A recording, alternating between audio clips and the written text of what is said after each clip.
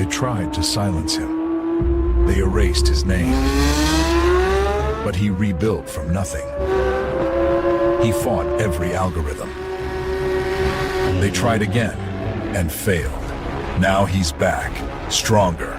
From blackout to spotlight, he's at the White House, at the top of his game. Franchi lives. You are about to enter another dimension, the dimension of truth, unfiltered and uncensored. Welcome to the Raw Feed with Gary Franchi. Welcome to the Raw Feed. I'm Gary Franchi, coming to you live from the heart of America. Unfiltered truth to millions on YouTube. Hit those donation links below. Every contribution powers our gear. Every contribution keeps the party going. Help me help you. Hit those donation links. YouTube channel memberships. Special acknowledgement in the fellowship. Your super chats keep me standing. Your Rumble rants fuel every round. Say hello to super chats. Spread the intel. Every repost extends our reach. Super chats fuel this spectacle. Your Rumble rants give me strength. 24/7 members-only community, behind-the-scenes discussions. Connect with fellow patriots. My mama always said, life is like sharing the truth. Text this stream to your friends. What if I told you the app is real? Download the Next News Network app. Android users, take the Google Play path. iPhone users, App Store awaits.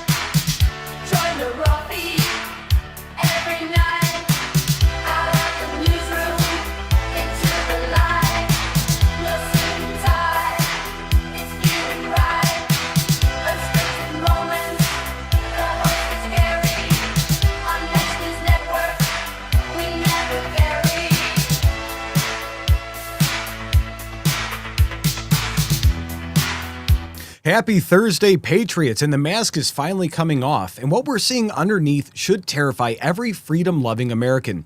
My name's Tom McCullough. I'm filling in for Gary Franchi as he is on assignment in Canada. You've got some cool videos coming out, and this is the Raw Feed. So today marks February 19th, a date that should remind us all about the power of executive action. On this day in 1942, Franklin Roosevelt signed Executive Order 9066, authorizing the internment of Japanese Americans during World War II. And while history judges that decision harshly, it demonstrates how quickly government can overreach when the fear clouds our judgment. Today, we're witnessing a different kind of government action, one that's finally holding the powerful accountable while protecting American sovereignty. So this day in history shows us that presidential leadership defines nations. Sometimes that leadership protects liberty. Sometimes it threatens it. The difference lies in whether our leaders serve the people or serve themselves. And speaking of serving justice, we're opening tonight with news that has establishment elites scrambling for cover. While American media spent years protecting certain powerful figures like, the Clintons and others, overseas authorities are taking action that our own Department of Justice refused to pursue. The connections run deep, the implications run deeper, and the timing couldn't be more telling. This arrest proves that no amount of royal privilege, little hint, should shield you from the truth forever. But while foreign courts deliver justice, here at home we're witnessing something equally important. The American people demanding election integrity despite overwhelming public support for common sense voting requirements. One party continues fighting tooth and nail against basic verification measures. Their arguments grow more desperate by the day and their hypocrisy more obvious. When the same crowd demanding vaccine passports for buying groceries or even going out in public claims requiring ID for voting is somehow oppressive, they're not arguing in good faith. We're going to go ahead and break down exactly why they're so terrified of honest elections. Meanwhile, President Trump continues demonstrating real leadership by celebrating the achievements that matter most to working families. And while his critics spent years hurling the same tired accusations again and again and again, Trump's record, it speaks louder than their rhetoric. So this Black History Month, we're seeing a president who focuses on results rather than empty gestures, and economic opportunity rather than political theater. And the contrast with his predecessor's approach could not be any clearer. And the American people are taking notice. But not everybody appreciates Trump's American First agenda, especially the communists and also the communist teachers in classrooms across the nation. Activist teachers are turning schools into indoctrination centers, using your taxpayer dollars to undermine federal immigration enforcement. They're teaching our children to resist lawful authority while claiming that it's education. I want my tax money back. But parents sent their kids to school to learn reading, writing, and arithmetic, not to become foot soldiers in their so-called resistance movement. The pushback is building, and it's about time. Finally, we're going to examine how real peacemaking happens when you have a president who actually knows how to negotiate. All while previous administrations talked tough and delivered nothing, Trump's approach to international crisis resolution combines strength with strategic generosity. And the results are speaking for themselves. Families are being reunited, conflicts are being resolved, and American interests are being protected everywhere with the Trump leadership. And that is exactly what the leadership looks like when it's backed by the competence rather than empty promises we've seen in previous administrations. And tonight's show will challenge everything the mainstream media wants you to believe about power, justice, and American values.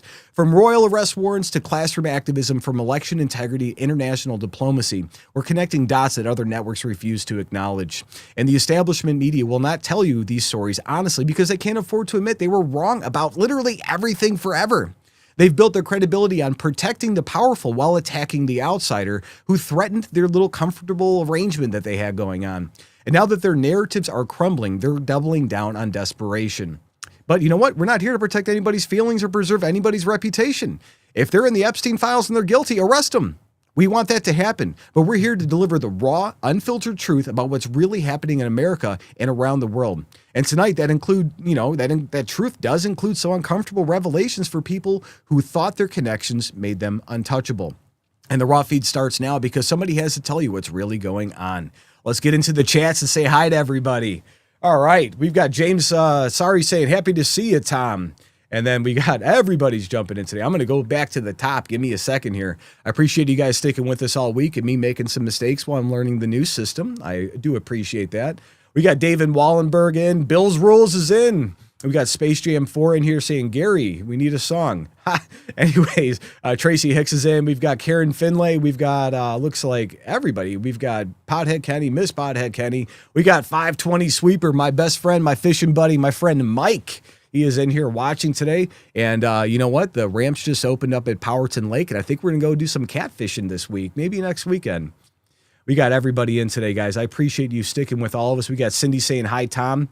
We've got Space Jam, hi, Tom. Tracy Hicks, hi, Tom. Tom Best from James. All right. Can't wait for Gary to be back on Monday. He's going to have some really cool videos from over there. And while you guys are in here, if it's your first time hanging out, maybe become a member on our YouTube channel. We have a Discord members area where you can jump in the chat afterwards. We all like doing voice and video chats. We like talking about current breaking events and news from around the country and also some crazy stuff. I know in the holidays we do some watch parties organized by our admins that are in there, like Boyd and Jeremy and Karen and Kenny and his wife and everybody else. So I wanted to see you guys in there one of these days. All right. We're going to get into topic one, guys. We have some crazy stuff that happened in Europe that hopefully will happen here very soon. Holy crap, folks. The royal family's worst nightmare just became reality. We have former Prince Andrew, former Prince Andrew, was dragged away in handcuffs this morning by British police. And get this, it happened on his 66th birthday. The Epstein files have finally caught up with the royal family, and somebody's about to pay the price. But here's what they're not telling you about this arrest. So this isn't just another celebrity scandal, guys. This is the complete implosion of the British monarchy's credibility. For years, we've watched the establishment protect their own while ordinary citizens are faced justice for far less crimes. Walk across the street, you go to jail. You go to Epstein's Island, they're going to protect you. But now we have King Charles has to watch his own brother get perped walk like a common criminal. But here's what's really at stake. If they can finally go after a literal freaking prince, what does this mean for the rest of the elite power structure? Are we witnessing the beginning of real accountability? Or is this just another, dog and pony show to appease the masses? The global establishment is watching this very carefully because if Prince Andrew goes down, he's taking secrets with him that could destroy everything. So, and speaking of the establishment protecting themselves, let me tell you something about what's really happening behind the scenes. Something's brewing, folks. You can feel it in the air. And the problem? You never know the full story until after the fact, after the crash, and after the collapse. After it's too late. And here's the brutal truth. You cannot protect yourself after it happens. You have to be ready now. All this uncertainty, the chaos we're seeing, the warning signs, they're flashing everywhere. They may be telling us something massive is coming, but that's why I trust Noble Gold Investments. While the elites play their games and the system crumbles around us, smart Americans are moving their wealth into physical gold and silver. Noble Gold helps you roll over your IRA or 401k into precious metals because when everything else fails, gold endures. But don't wait until it's too late. Call Noble Gold today because your financial future depends on the decisions you make right now. I will say this, though. There's a kicker. Andrew's arrest happened at Sandringham Estate, where the royal family thought he'd be safe from prying eyes. And they were wrong. The police didn't just show up with a warrant. They brought search teams to multiple properties, actually going through all of his stuff. They're tearing apart his life, looking for evidence, and sources say they found communications that could implicate other high-profile figures. And this rabbit hole goes deeper than anybody imagined. We're going to get into it now, guys. Let's check out what we have here. We've got an next post from Benny Johnson saying, flashback. Virginia Giuffre says that she was trafficked to Prince Andrew. I was young, just Jelaine woke me up in the morning and said, you're going to meet a prince today. I didn't know at that point I was going to be trafficked to a prince. I happened to be in the car with it. Let's see what she has to say. First time in London, I was so young. Ghislaine woke me up in the morning and said, you're going to meet a prince today. I didn't know at that point that I was going to be trafficked to that prince. And then that night, Prince Andrew came to her house in London, and we went out to Tramp. Prince Andrew got me alcohol. It was in the VIP section. I'm pretty sure it was vodka. Prince Andrew was like, let's dance together. And I was like, okay. And we leave Tramp, and I hop in the car with Ghislaine and Jeffrey. And Ghislaine said he's coming back to the house. That's how it starts. They find people, they brit them up, they make them feel safe, and then they sit there and do that to them. So it says, this sets up the victim testimony that makes today's arrest so significant. Now let's see who predicted this would happen years ago. Video resurfacing from Gunther Egelman says that President Trump in 2015 absolutely nailed Prince Andrew years before the arrest. He stated that island was a cesspool, no questions about it. Let's see.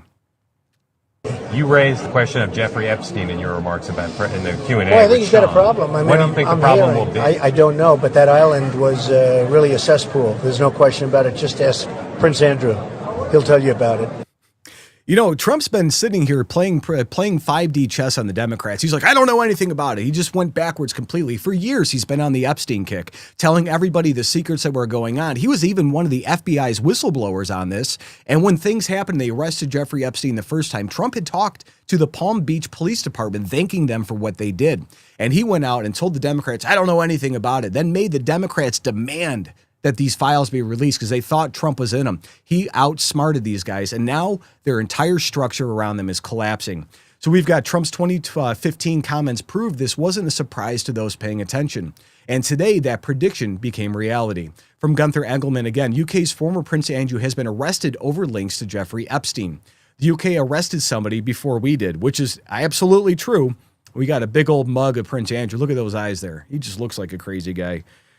So the arrest is confirmed, but the evidence, against Andrew goes much deeper than just the Epstein connections. We're back to Benny Johnson saying, British royal advisor caught on hidden camera exposing to a James O'Keefe undercover journalist that Prince Andrew was having some pretty bad stuff going on. And I can't say that on the channel. Hopefully we'll be safe on the video. Let's see.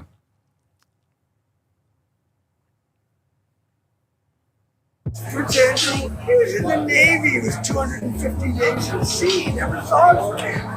I was really pissed because he lied to me about Epstein. And then I did a big thing in the Daily Mail saying that I believed Andrew. And then I found out he was lying. I was so pissed. No, that he was f***ing underage girls. That's not cool. John Bryan has been a close confidant to the British royal family for a long time. He worked for Queen Elizabeth II, was, quote, best friends with Princess Diana, and had a long-term intimate relationship with the Duchess of York, Sarah Ferguson. According to Bryan, he practically raised Sarah Ferguson's children, the princesses Beatrice and Eugene. And Bryan said that he maintained a friendship with Ferguson's husband, the Duke of York, Prince Andrew. Tell me your story. So my story, you want to know my story? What? I've been so famous at times when I was on the front page of every newspaper on the planet because I was working with the Queen of England. Okay. She's Queen Elizabeth. I was working. Does that kind of stuff really work? Princess Diana was my best friend. And I met the Duchess of York. Okay. That's Prince Andrew's wife. They were separated. And then Sarah and I sort of fell in love. And we lived together for 7 years, 6 or 7 years, in my house in England. And I raised their 2 little children. They're so cute. Wait, her Beatrice and Eugenie. Those were my children. Those were my kids. I raised those kids. Day to day raised. I was fine. It looks like he's had more than a couple drinks in there, but he pretty much said that he knew this whole thing. He was one of the fixers for the royal family. He came out a couple years ago, made a couple statements when Andrew was removed from being prince about some of his connections and ties. And he was a fixer for the royal family. So that hidden camera confession shows Andrew's lies were exposed long before today, and police have been building their case. But why haven't they done anything until the pressure comes out? It took Trump releasing 3.5 million documents for this to happen. What about the Me Too movement? What about all of these people and all the things that have been going on for so long? But I guess a Me Too only refers when the conservative teachers or there's somebody that's on the Republican side, because anytime a Democrat is called out, they circle the wagons and they do their best to protect their own. From the shadow of Ezra, we have former Prince Andrew has been arrested on his 66th birthday of suspicion of misconduct in public office over his links to Jeffrey Epstein's trafficking network. And police are carrying out searches in Berkshire and Norfolk. And you know what? I wonder if he's going to have some criminal implications inside of the U.S. because a lot of those women, they came from Florida. Let's see. The police have arrested Andrew Mountbatten Windsor. It's an extraordinary revelation and development on this story involving the Epstein files and all the allegations that have been swirling around about Andrew over the many years, from Virginia Giuffre, now sadly deceased, and since then, and certainly what's been contained in the Epstein files as released in the last few weeks. But the police have arrived at Sandringham Estate this morning, where Andrew has made his new home. It's his 66th birthday today, what a birthday present that is. He has been arrested by the police. Of course, the brother of the current king, the second son of our late Queen Elizabeth. This is an extraordinary development. Those of us who've been talking an awful lot about establishment cover-ups and lack of, should we say, interest by the police in what are very, very serious allegations against Andrew. Perhaps pleased that that pressure has finally been put on the police and they have done the job of actually looking into these issues seriously. Must bear in mind, of course, that the Prince has not been charged with any crime at this point, and he has always denied any wrongdoing in relation to any of the allegations. So I wonder what Trump and the Department of Justice is doing on the back end that actually made the British monarchy arrest one of their own. I have not heard of that happening in a very long time, and I tried to find some historical context on it, and I couldn't. Maybe somebody in the chat, you guys can find that and send that over to us. So the arrest details are crucial, but the timing and the scale of this operation shows how serious authorities are about taking this case. From Nick Sorter, holy crap. Former Prince Andrew has been arrested by British police following revelations of the newly released Epstein files. Andrew Mountbatten Windsor, the youngest brother of King Charles, was taken into custody. Let's see. And we have some breaking news, some stunning news out of London. Andrew Mountbatten Windsor, the former Prince Andrew, has been arrested, presumably in connection with his relationship with Jeffrey Epstein. I want to go straight to our foreign correspondent, James Longman. Hi, George. Yes, extraordinary news out of the UK this morning. The former Prince Andrew Mountbatten Windsor, has this morning been arrested on the Sandringham estate where he was living after having been removed, of course, from the home he was living in Windsor. The Thames Valley Police, the police here in the UK, put out a statement. They haven't named him specifically, but they are saying a man in his 60s has been arrested. As part of the investigation, they say we have today arrested a man in his 60s from Norfolk on suspicion of misconduct in public office and are carrying out searches at addresses in Berkshire and Norfolk. They say the man remains in police custody at this time. They are not, like I say, naming Andrew, but we know that it is him. This pertains to emails, we believe, that were published recently in the most recent Epstein files published by the Department of Justice, which seem to suggest, they allege that Andrew was forwarding emails to Jeffrey Epstein whilst he was trade envoy here in the UK. Now, as a public official, that is misconduct. That is what the police are alleging. That's the charges that they presumably are bringing to him if they do indeed charge him. He is under arrest and remains in custody for that. We will wait and see what further details they are yet to give us. But, you know, as trade envoy, he spent more than 10 years traveling around the world on behalf of the British government to kind of foment relationships with other countries to better Britain's kind of economic outlook, if you like. That was seen as a member of the royal family could do this. You know, his status would provide Britain with that kind of heft on the world stage. But the emails from the Department of Justice suggest that when he was in these conversations in places like Singapore, Hong Kong, I've got a list here in front of me, other countries that he went to, he would then have these kind of confidential documents in these emails, and then it looks like he was forwarding them on to Jeffrey Epstein, another one here from Vietnam, another from China. So if you look at the date on some of these emails as well, that is what is interesting. One Just of them insider trading? From 2010. Of course, that's well after Jeffrey Epstein had already faced charges for soliciting sex from a minor. So that goes to the heart of this entire issue around Andrew and Epstein. The relationship that he had with that convicted sex offender went far beyond the time which he said that he had broken all contact with him. People at home might remember the disastrous interview he gave in 2019 to the BBC, where he said that he had traveled to the United States, to New York, to sever his ties with Jeffrey Epstein, that he was there to basically explain to him that he no longer wanted to be in communication with him. These emails from the Department of Justice suggest that that was not true, that he basically lied about his relationship with Jeffrey Epstein in that interview. He has always denied, we should say, any wrongdoing when it comes to the allegations about sex trafficking. Virginia Giuffre, of course, the individual who alleged that she was sex trafficked by Epstein for sex with Andrew, he has denied that strenuously. We haven't had comment from him or the palace on these latest allegations about emails to Jeffrey Epstein in his position as trade envoy. But one imagines that at some point today, Buckingham Palace will have to release some kind of statement. They are yet to comment. But we are in the extraordinary situation where the brother of the king has been arrested. To my mind, that has never happened in the modern history of the royal family. I couldn't find it either. Certainly, this has shaken this country. It's been a long time coming. I think many people would look at this and say, Andrew should have faced justice a long time ago. Many others like 10 will years say, ago. well, this is a shock today to find that he's been arrested in this way.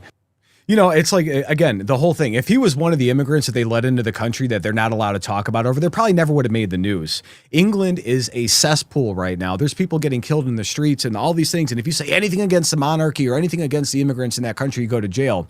And apparently they're trying to use this to cover up something. I don't know. They're doing something that's kind of weird on that. So I don't know, the whole situation, everything that's going on, I think that, Pam Bondi needs to do something more. They need to do something here in the United States immediately. If they can arrest monarchy, they can arrest half the people in office. And look at the Pritzkers. Look at Thomas Pritzker, who just resigned from Hyatt Hotels over his ties to Epstein. Look at the Clintons. Look at Bill and Hillary. If they can arrest a king or a queen, they could definitely arrest a former president. Look at George W. Bush. He's not around, but they could definitely bring something out against him on that. But I will say, here's the bombshell that nobody's talking about. Virginia Giuffre isn't the only victim coming forward. Multiple sources confirm that Andrew's arrest is connected to new allegations from witnesses who were previously too scared to speak. The Epstein client list isn't just names on paper anymore. It's active criminal evidence, and Andrew is just the beginning of what's coming, hopefully, if we do our jobs. And guys, this is what real justice looks like when the people demand it loud enough and long enough. For decades, Prince Andrew hid behind his royal privilege and Brit posh and palace lawyers while his victims suffered in silence. Today, on his 66th birthday, that protection evaporated. The crown couldn't save him, his titles couldn't save him, and his connections couldn't save him. And we need to replicate that here into the United States, because this has to send a message to every other elite predator. Your time is coming. The American people have been watching this cover up for years, demanding accountability while the establishment looks the other way.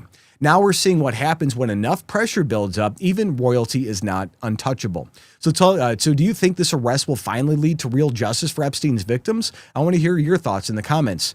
And while you guys are there, make sure you check out the Next News merch shop for that gear that shows that you stand with truth and wear it with pride. All right. That was a quick one, guys. You know what? We wanted to include a lot more onto it. We wanted to focus on the Prince Andrew aspect. There is so much stuff that's breaking and happening with the Epstein files, but Pam Bondi needs to get off her butt and arrest people. Because how much more evidence do we need on the Clintons? How much more evidence? How much more evidence do we need? 3.5 million pages came out, and there's no statute of limitations on half the stuff that's inside of those emails. Between insider trading and what they're doing to these kids and trafficking and flying jets and all these things, there's RICO case. There are so many things they can get all of these people on they're not doing. So I hope to God either Trump's using that for leverage or they drop the hammer and arrest every single person involved. All right, during that, let's see here. Let's go back to some of these comments. Let's get into it. Yeah, must have been pretty bad from some people saying Clifford. Another one bites the dust from Prism, saying get rid of these guys. A lot of people are saying posh. These people are so posh and whatever. I can't wait to see these people go down. I mean, the British monarchy, those guys destroyed the world for how many generations? We fought a war to get rid of them, and we won. And hopefully more people go to jail as quickly as possible. Not too many comments between the break. You guys got to drop some more. Oh, Andrew's a wanker from John Gardner. There it is. And then a lot of people are talking about what happened in the Me Too movement. I agree with that. It seems like that only applies when it's not a Republican or a conservative. Democrats, they circle the wagons. They protect each other. And that's what happens. That's what we saw for decades. Obama gets out, the Clintons get out, and they ran through all of those things and then covered it up. And I really, really cannot wait to see everything go down. I know they're worried about the markets collapsing if everybody gets arrested or the full list comes out with all the names, but who cares?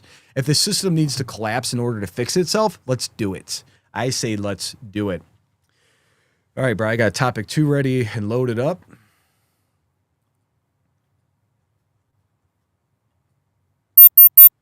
While Democrats demand vaccine passports to buy groceries, they're not screaming that requiring ID to vote is somehow racist and impossible.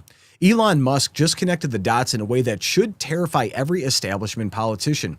Meanwhile, a bombshell admission from Fulton County proves exactly what we've suspected all along about non-citizens voting. We've known this for a very long time. So this isn't just about election integrity. It's about whether your vote will even matter ever again. When 90% of Americans support voter ID, but Mitch McConnell votes against it, You guys are witnessing the uniparty in action. They don't represent you. They represent the system that profits from chaos and uncertainty. If they can register non-citizens in 2013 and 2017 without consequences, even right now, what's stopping them in 2026? Your ability to choose your representative hangs in the balance. The SAVE Act isn't just policy. It's the difference between a republic and a rigged game where your voice gets drowned out by people who aren't even supposed to be here and voting. But that's how they have their congressional. You know what else the establishment doesn't want you guys to have? Real solutions for your health problems. Let me share something personal. For years, my wife battled chronic pain and anxiety from her diagnosis, endless doctor visits, treatments that didn't help. Watching her struggle daily, it broke my heart. Then Jonathan Otto introduced us to red light therapy. Her pain vanished, anxiety lifted, she became herself again. While politicians play games with your voting rights, they're also keeping you sick and dependent on their broken healthcare system. Red light therapy uses specific wavelengths to reduce inflammation, boost cellular energy, and promote natural healing. No prescriptions, no side effects, just your body doing what it is designed to do. The same people lying about voter ID are the ones that are lying about your health options also. Don't let them control your health like they're trying to control your vote in your mind. All right, but here's the twist that changes everything. Elon Musk didn't just call out the hypocrisy, he exposed the entire playbook. The same bureaucrats who made you show papers to eat at Applebee's are now the ones that are claiming that black Americans can't figure out how to get an ID, use a printer, or even know where the DMV is. That's not progressive. That's patronizing racism wrapped in fake compassion. That's all they do. They have to wedge these things. And Fulton County's attorney just proved this isn't theoretical. Non-citizens were actually registered to vote. Let's get into it, guys. This will be a fun one. We have a tweet, an X post from the Persistence, our friend Scott Pressler. Senator John Thune, I mean this in earnest. The American people are angry. We gave you the majority. We gave the Republicans the White House, House and Senate. President Trump is doing his job. The House is doing its job. The Senate is failing to act. If you do not bring the SAVE Act, things are going to happen. Let's see what he says.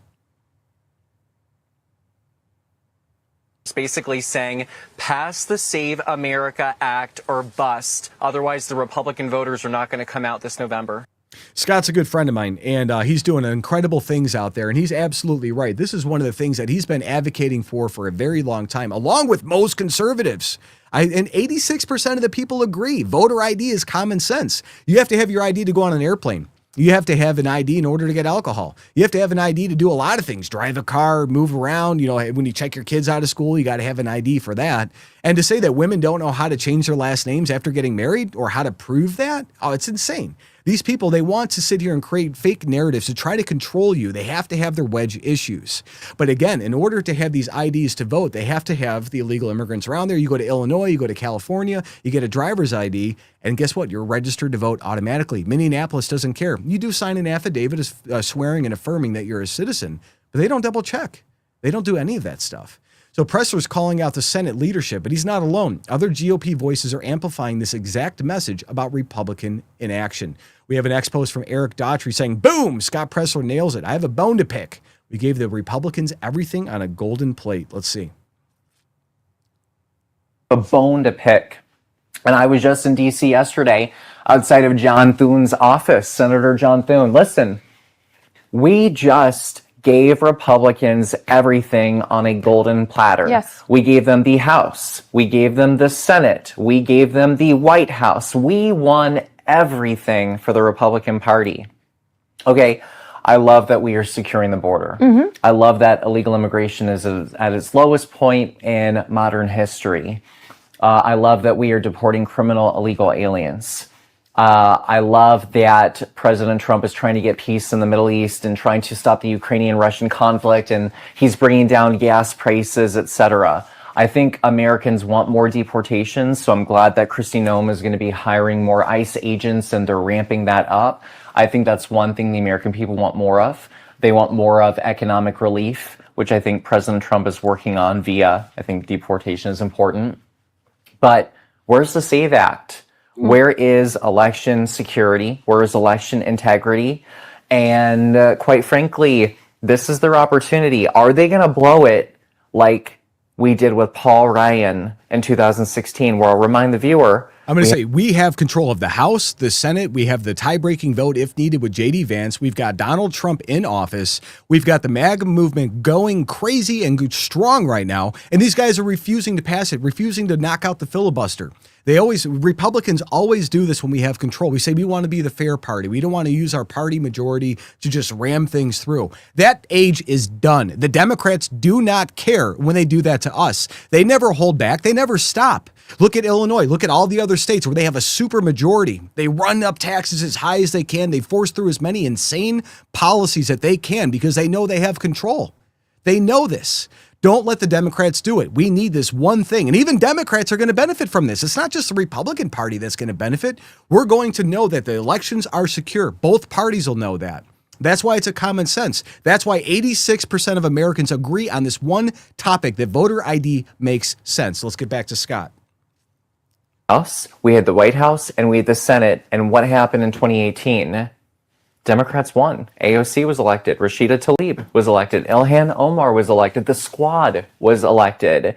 Do Republicans want a repeat of 2019 when President Trump and the Republican Party lost the House and President Trump was impeached and his agenda was stalled and went on to the election of Joe Biden in 2020? Right. Or are Republicans going to actually use this one moment in time to nuke the filibuster, be responsible on behalf of the American people, pass law after law, do everything in their power, even if they are unsuccessful, do everything in their power to do right by the American people? You've got 1 year, not even.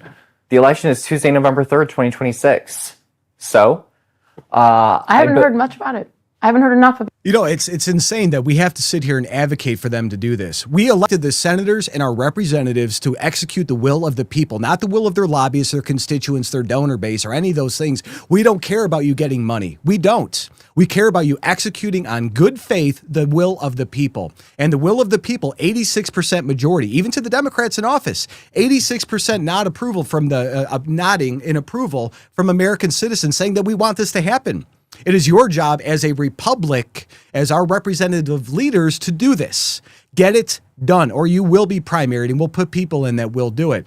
The grassroots anger is real. I'm grassroots, sorry guys. But now we're seeing elected officials echo the same demands. Watch how Congressman Keith Self frames this as facing Democrats into the spotlight. Another one from the Persistence. Says, wow, everyone needs to hear this. Congressman Keith Self gets it right. If Democrats want to oppose the will of 83% of Americans, again, majority, most people agree. Most people are reasonable folks. The 3% on the extreme right, the 3% on the extreme left, take those out. Most people are pretty close to the middle, and they agree. Common sense. If I got to show an ID, to get a pack of cigarettes, then I should be able to show an ID when I want to go vote for who's going to be telling us our taxes.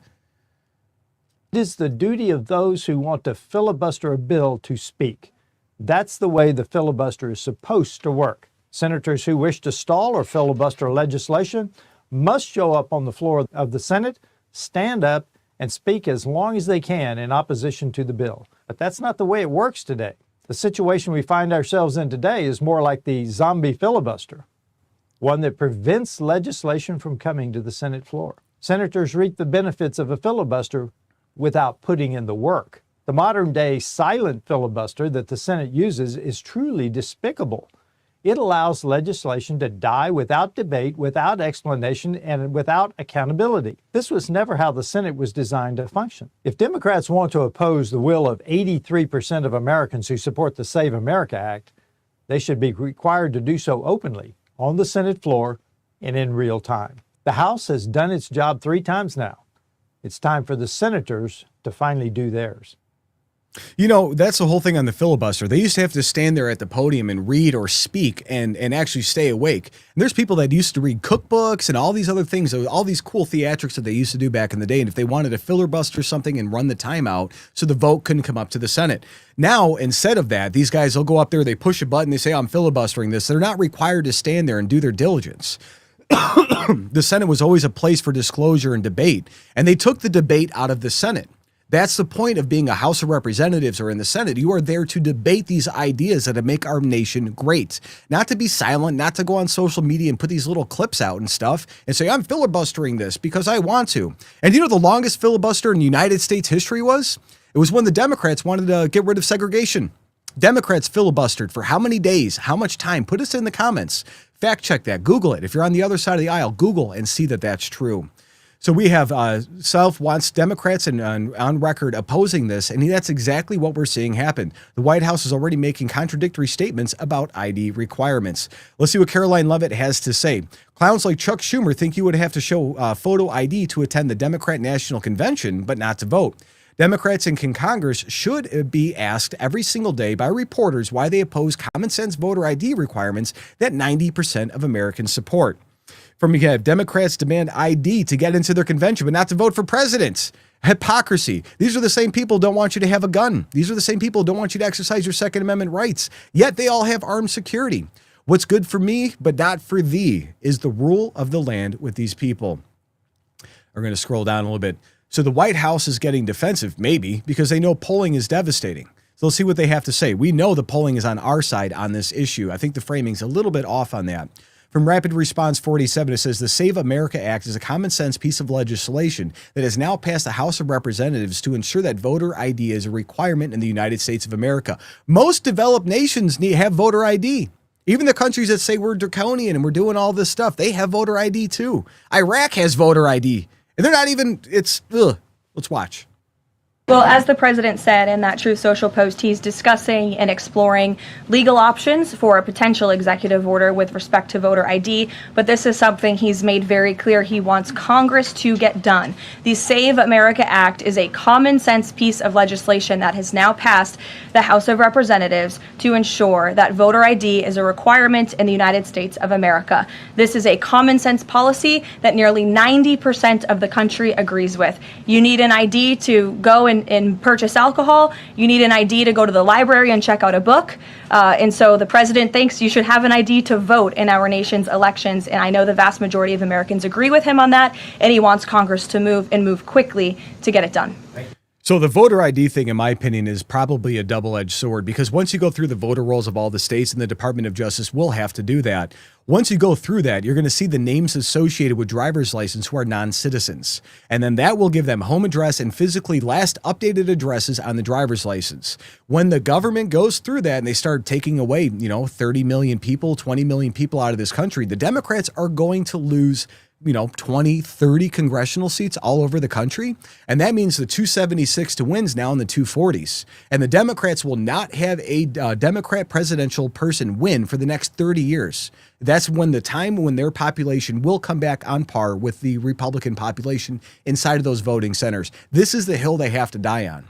So it's not just voter ID and illegals voting inside of it, but it's the state and the government having the information that where the illegals live and if they're registered to vote or not. Then they can cross-reference and see if they did vote or didn't vote. There's a whole bunch of stuff with that. But this all ties back to them having to have their apportioned seats and 750,000 per congressional district. It is very, very important for the Democrats. They have to die on this hill, or otherwise they're not going to have a president or probably control of the House for 30 years. So that 90% number isn't just talking points. It's becoming a hammer that Trump allies are using to go after both parties. We have an ex post from Jason Cohen saying, Lara Trump goes off on Dems and Republicans not fully championing voter ID. I could think of anything more important. Look at the states like Kamala Harris won in 2024. What do they have in common? Let's see. Couldn't think of anything more important, quite frankly. I mean, you look around the country at the states that Kamala Harris won in 2024. What do they all have in common? They do not require any sort of ID to go vote.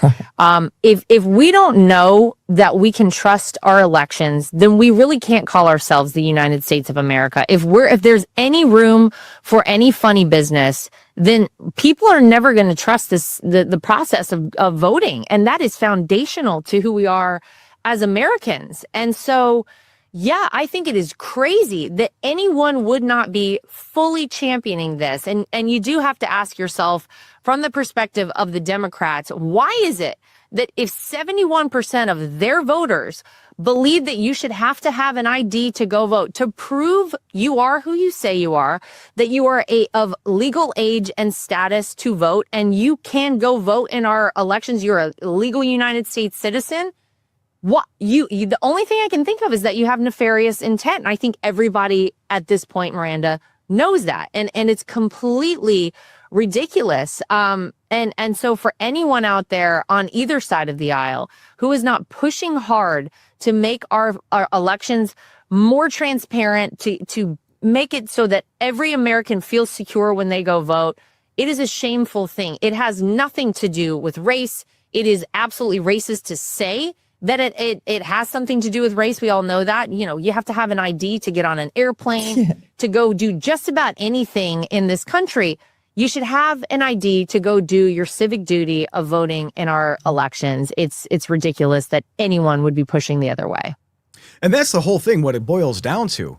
Like, this makes Democrats feel better, makes Republicans feel better, and we all want to know who's voting. That's easy. It's an easy thing. It's something that shouldn't even be like hard. They're saying that women don't know how to change their ID. They're saying that women don't know how to change their last name or prove that they changed their last name.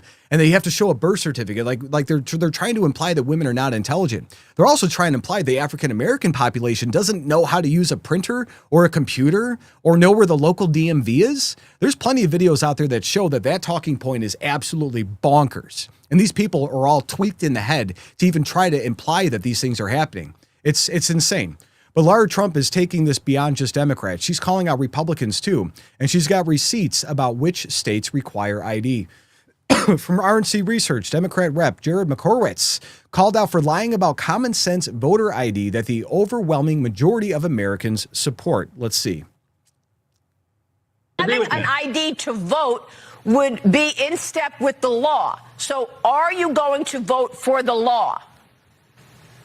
If they put forward a bill that says you can use your driver's license or your state-issued identification to vote, I support that. We have that in Florida, but the SAVE Act goes way beyond that. Okay, they have that in other places too, but how many illegal immigrants have CDL licenses? How many American families have been killed over the last few months from illegals driving semi-trucks and causing accidents? How many illegal immigrants? When I was 18, there was a car accident. The guy wasn't a legal citizen. Guess what? He didn't have insurance. And that cost me a lot of money for a long time because he had no insurance. I had to pay for it. The guy didn't even show up to court. Let's continue. It would affect women whose birth certificate doesn't match their driver's license. It will because women are stupid, apparently, right? Come on, people to go and re-register to go get this new voter ID. Congressman. That's not true. No, it is. It is absolutely true. This is about depressing turnout. It's not about making sure non-citizens vote. Let them use their driver's license. Either, Maria. Congressman. The SAVE Act Maria, is a requirement for ID to vote. Period. That guy drank the Kool-Aid. He didn't just drink the Kool-Aid. He probably made the Kool-Aid. And again, that was what I was just talking about. They're trying to say that we're stupid, that we don't know how to do these things, that the American people is so stupid they don't know how to use a printer. They don't know how to go back and register to vote. They don't know how to get a driver's license. And they want to use the driver's licenses because that's going to stop the whole point of this. We just talked about how they're giving illegal immigrants driver's licenses in all these states. Look at Maryland, look at Illinois, look at Michigan, look at California. Illegal immigrants are police officers in those states. They are walking around carrying firearms, arresting American citizens. And they're being empowered by the governors to do this. So of course, yeah, they want you to show a driver's license because there's nothing to verify in most of the states where this would be impacted that they're even a legal citizen. And when Democrats try to defend their position, they're getting fact-checked in real time. It's becoming impossible for them to make their case. Sorry, I'm very heated on this issue because it is implying, it is so racist and sexist, it's disgusting. Saying that women aren't smart, black people aren't, intelligent enough to use a computer. Come on. These people are insane. They're going to clip that out and make this go against me. We have Senator John Kennedy saying dead people may still be able to vote, but they can't cash checks anymore. Thanks to the law I got passed, the government is done sending dead people checks to be cashed by others. Let's see. We send billions of dollars to dead people, and they get cashed. The checks get cashed. It's obviously a lot of fraud. And we're talking about Social Security checks. No, we're talking about all kinds of checks. All kinds of checks. Yep. When you die, Katie, your name, not that you're going to die anytime soon, but when you die, your name goes to the Social Security Department. And they have a list of dead people. But they wouldn't share it with anybody else. They wouldn't share it with the Department of Treasury, for example. And I went to them and I said, why won't you tell Treasury who the dead people are? And Social Security said, well, we don't have the legal authority. And I said, sure you do. And they said, no, we don't. So I knew I wasn't going to get anywhere with them. So I had to go pass a bill. It took 4 years to pass the bill. Believe it or not, I had opposition. But we finally got it passed. And so far as I can tell, dead people can still vote, but they can't cash checks because we're not going to be sending them to them anymore. And it's going to save billions and billions and billions of dollars. He's probably one of the funniest people in the Senate. And he's always so on point with what he says. He is spot on. But he just said that it was very possible for people to cash Social Security checks that were dead, meaning those checks were probably going to non-citizens that used that person's ID, and they were collecting Social Security because they were getting sent to them. They have to cash a check. They can't say that they're not the person. And that's the other half of the illegal immigrant situation, is that in order for a lot of these people to work, they had to use, somebody else's Social Security, somebody else's name. So a lot of the crimes that were involved with the illegal immigrants is also identity theft. A lot of people don't get that. That's why they used E-Verify back in the early 2000s. We still use it, but that's why they implemented it. So the voter ID battle connects the broader election integrity issues that Republicans have been pushing since 2020. We have a post here from Leading Reports saying, breaking, Kevin O'Leary, I love that guy, makes CNN panel almost start crying after calling them nuts. Uh-oh. These are always interesting. Let's see. A quick last word. Oh, wow. Which I'm My not sure. My last word is, you're all nuts. Like, that's just... Oh, my God. Thank you, Kevin. That's guys, am I in on that? Okay. Look, we got to keep it together here, okay? We are. Too late. Honestly. I mean, there's a way to talk about these things. If you don't have anything to say, just say that, and I won't come to you next time. Important. You don't All right, next for us, everyone, thank you for being here. That was a stretch. It was next. insane. Excuse me. A shovel Excuse to the me. ballots? Stop. Kevin, stop. The federal government lies. Next for us. He's creating You know what a I'm saying? pattern. Like, what are you talking about? Because you're creating the likelihood where he can come up with a different... He's going to make fake ballots for the next time out of the old ballots from this time? Oh, okay. Hey, some truth comes out. We got to shut this guy up. Federal agents with a Venezuelan national in Minneapolis, who they claimed had charged them with a snow shovel and attacked them. What does that have to do with the Let me get my ballot? point across, and then you can. And the point is help me. The point is that they charged them criminally, and when they went to court, evidence proved that what they had said was a lie. Yeah, that was a state judge that overturned it, released the people, and a federal court picked it up. Come on, lady. Oh, wow. Get your facts straight. My last word is, you're all nuts. Like, that's just... Oh, my God. Thank you, Kevin. That's Guys, am I in on that? Okay. Look, we got to keep it together here, okay? We are. Too late. Honestly. Yeah, we got to keep it together, guys. But yeah, they'll sit there and tear anybody down that they can that has an opposing viewpoint when they're on the winning side. They know they don't have a leg to stand on when it comes to voter ID. Even Mexico has voter ID. Mexico, the people that are calling us racist for wanting voter ID inside of the United States, they have voter ID. It's insane. This whole situation is crazy. Even business leaders are jumping into this fight, calling out media narratives as completely detached from reality. We got C3 today. Haven't seen that account in a while. Mitch McConnell is a no vote on the SAVE Act. Over 90% of his constituents would vote yes, but his owners don't want it. Again, this is about their corporate sponsors. Let's see what they have to say. Mitch, are you afraid of the America First wing that's replacing your Republican establishment? Are you scared of Tucker Carlson? Of course, Mitch McConnell's scared. He's about to be retired out. He just got out of the hospital again. This is why term limits should be the case. When you're inside of D.C. or you're in your state capital, you're a state rep, a state senator, or a congressman, or a senator, or whoever, U.S. senator, you are inside of a bubble. Your people tell you what's going on, and you don't really get a lot of outside information. You're in lobbyist meetings all day. You're in different committees. You're doing all of these things. So you really only read what your people want you to read. So a lot of these people are stuck in a vacuum. It's the same thing that happens to the presidents. We happen to have a president in office right now where we have Elon Musk and X and all that, where they can see the news and they can see what the people want, and they're listening. A lot of these old senators, they're not up to time. They don't even know how to turn a computer on. So they're inside of these vacuums thinking that all these numbers they hear are just the only facts that exist. But the grassroots are turning on establishment Republicans. We are, yes, creating pressure from both sides of the aisle. We've got a tweet from Lindell TV saying, breaking Fulton County attorney admits non-citizens were registered to vote. And the FBI just seized how many boxes from Fulton County? It's pretty crazy. And we got states all over the country that are sitting here now burning their records. Will County, Illinois, just sent out an order the same day that the Fulton County was getting rid of their ballots. The Will County ordered their ballots from 2020 to be destroyed. There's a lot of cover-ups going on, guys. Let's see what's happening. My name is Karen Pashuta. I am the attorney for the Fulton County Board of Registrations and Elections. It's just retained on Monday. You've probably seen me here before, though. Our office only represents local government clients, and I usually handle all the election offices. So I have been here before. With this case, we do admit that all three of the registrants that were in Fulton County appear to not be citizens. One of them was registered in 2013. The other two were in 2017. None of them have a voting history. Since that time, the system has changed immensely, and especially with Jarvis. Now, there's more affirmative steps that have to be taken, that they have checked yes to everything, including that they are a U.S. citizen.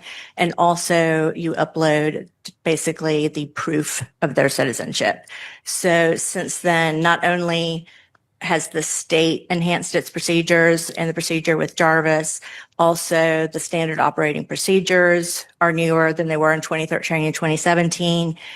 You should have received an email yesterday. That packet does include a copy of that portion of Fulton's operating procedures and the steps that registration officials take to verify all the information, to make sure that they are not already registered with their driver's license or other information, and also to include the citizenship information.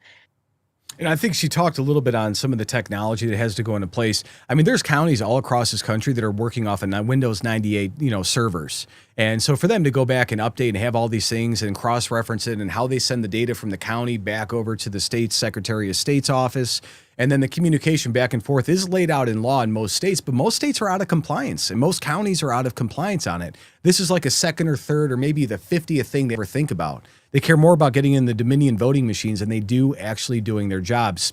So we're seeing real evidence emerge that validates exactly what the SAVE Act supporters have been warning about. From Resist the Mainstream, we have a must-see Elon Musk. The same people that demand vaccine IDs, if you want to travel or do anything, are the same ones who say no to voter ID.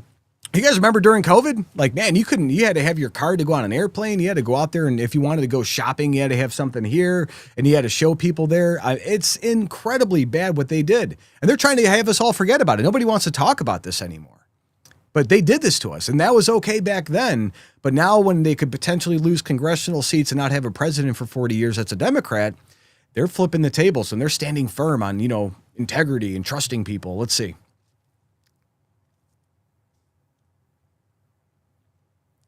Maybe. And the same people that demanded vaccine IDs, if you want to travel or do anything, are the same ones who say no voter ID is required. Is there any reason Obviously hypocritical. to pass a law like that except to abet voter fraud? It's so that fraud cannot be proven. So it enables large-scale fraud and no way to prove it, because how would you prove it? It's literally impossible. No ID. You're not even allowed to show your ID. It's insane. Well, it is insane. Insane. The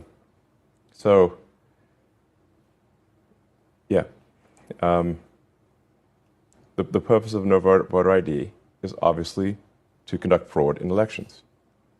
Obviously.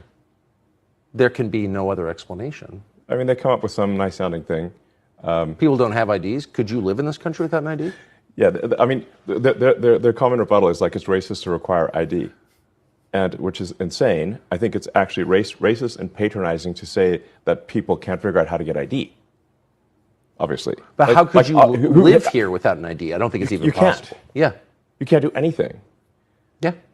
Make it make sense. You need ID for everything. Like the list of things you need ID for is basically everything, except voting. So what Elon Musk just did, he applied Occam's razor to the situation. Like if the answers are super complex, usually it's the easiest answer, the most logical answer that's the true one. So when you apply Occam's razor to this, it's either one, they're doing this because they're stupid, or they're doing this because they want to cheat or they know that they have an advantage if they do that. There is no other outcome for that. And the most likely outcome of that Occam's razor application is that the Democrats are knowing that this greatly benefits them. That's the only reason why they're going to do this. So Musk is connecting the dots, connecting this to a COVID hypocrisy, but Democrats are actually proving the point about non-citizens voting themselves. Let's see what's going on. All right. From the from Amuse. I love that account. SAVAC, Democrat Virginia Governor Abigail Spanberger, that's a name, confirms that requiring ID to vote would discourage non-citizens from voting. Oh, incredible. Let's see. If it loads. Internet's when someone slow. chooses to vote absentee for the first time that they're also voting, there are additional hurdles. And they need to provide a photocopy of their driver's license. For some, they need to have a signature that's matched nearly identical to their voter registration. And some of these hurdles might really disadvantage newer voters and particularly younger voters. Oh, there you go. So we're going to disadvantage the people that we want to bring in, because as soon as they turn 18, they've already been indoctrinated at school since they were like 5. So the state got them for 13 years to be little communists sort of running around and doing the perfect little communist takeover of the country that they want. Of course, they want to get them IDs right away. They want non-citizens to vote. They have to keep the power. They're this close to taking over the world. Remember when they deplatformed the sitting president of the United States? They took him off of everything. The man that's leading free speech across the whole world. They took him off of the internet. This is their final control. They have to have the next establishment. They have to have the next presidency, the Congress, in order to push their agenda. But I will say the mask is coming off when the establishment Republicans like McConnell vote against what 90% of their own constituents want. You're not looking at representation. You're looking at an occupation. They're not serving you guys. They're serving whoever benefits from this chaos. The SAVE Act isn't just about voter ID. It's about whether we're still a constitutional republic. We're not a democracy. We are a constitutional republic if we can keep it. And I will never say democracy, that we're a democracy. But here's what this really comes down to. They demand your papers to buy coffee, but they'll call you racist for requiring ID to choose the leader of the free world. And that's not hypocrisy. That's a deliberate strategy to make elections unverifiable while keeping you compliant in other areas of life. When Fulton County admits non-citizens were registered and Mitch McConnell still votes no on basic election security, you're witnessing the uniparty protect a rigged system, and it is rigged. The SAVE Act has 90% support because Americans aren't stupid. We can see exactly what's happening. So tell me this, do you think requiring an ID to vote is as important as requiring it for everything else, like flying? Let me know your thoughts on that in the comments. And while you guys are there, check out the Next News merch shop at shop.nextnewsnetwork.com. All right. Man, that topic always gets me so fired up. It's like they're lying. It's Occam's razor. I mean, it's a simple application. It's either one thing or it's the other. Those are the two most basic answers. And you could throw in 1,000 other tangents and other things that are going to try to help that, the discussion out. And it comes down to those two things. Either they're stupid or they're doing this on purpose. And they're doing it on purpose. All right. So we've got a lot of stuff going on here. I'm going to load up the next topic, get it ready to go. We're going to hit back over to the chats.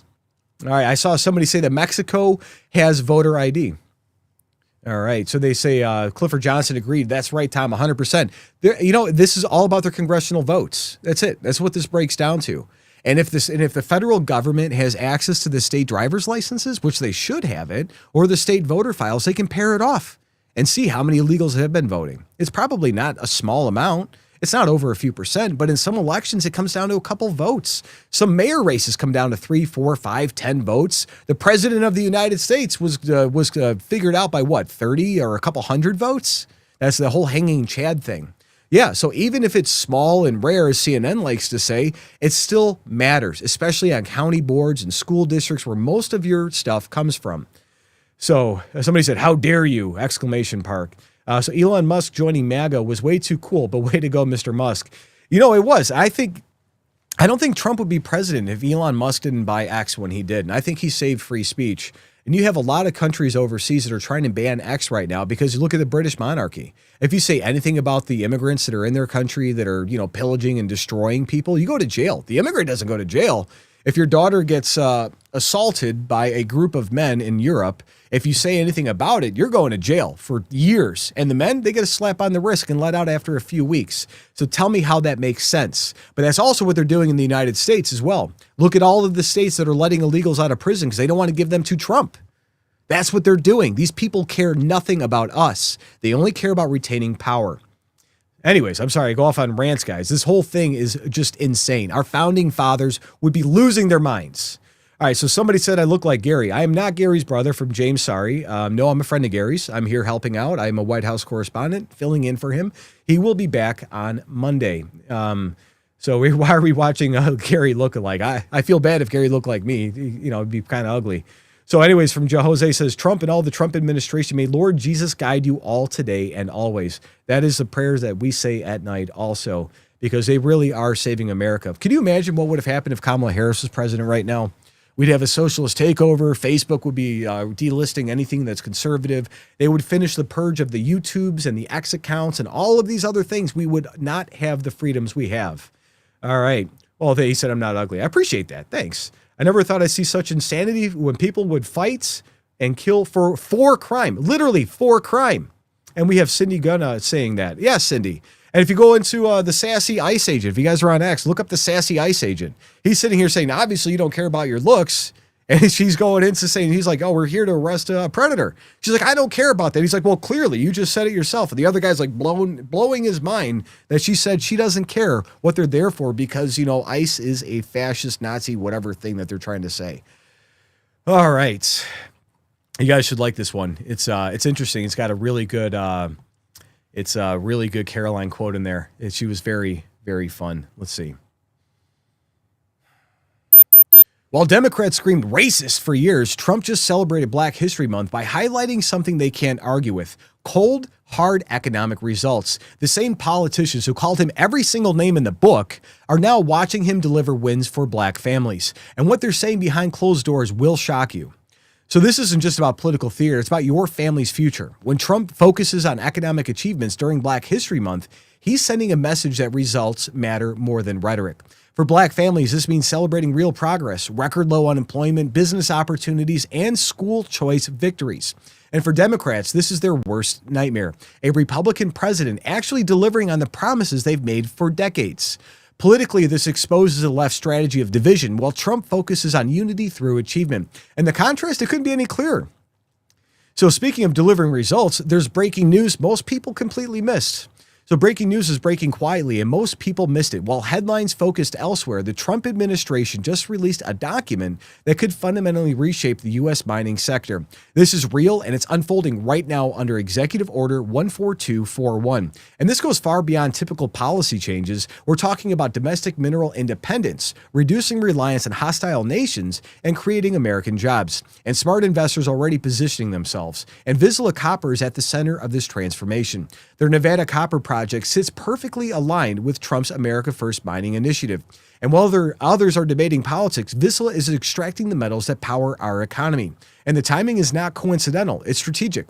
This administration understands that economic strength starts with resource independence. So get the full briefing at VizslaCorp.com before this story goes mainstream. And that's the kind of forward-thinking policy that creates real opportunities for all Americans. So here's what's really happening. Let's get into this. Trump is rewriting the playbook on how Republicans engage with Black communities. Instead of apologizing for success, he's celebrating it. That Texas mother who lost her son to drugs and failing schools, she's praising Trump's school choice initiative. The DC grandmother whose grandson was murdered, she's thanking Trump for listening when Democrats ignored her. Let's get into the posts, guys. These are the receipts that we need to have out there. From Secretary Linda McMahon, she's doing a wonderful job. At the White House earlier today, a mother shared her moving story about the life-changing impact of school choice. A president of the United States is expanding school choice to ensure every family has access to quality education for their children, regardless of their zip code. Thank God. I grew up on the south side of Chicago. I know all about it. Well, I ditto. To God be the glory.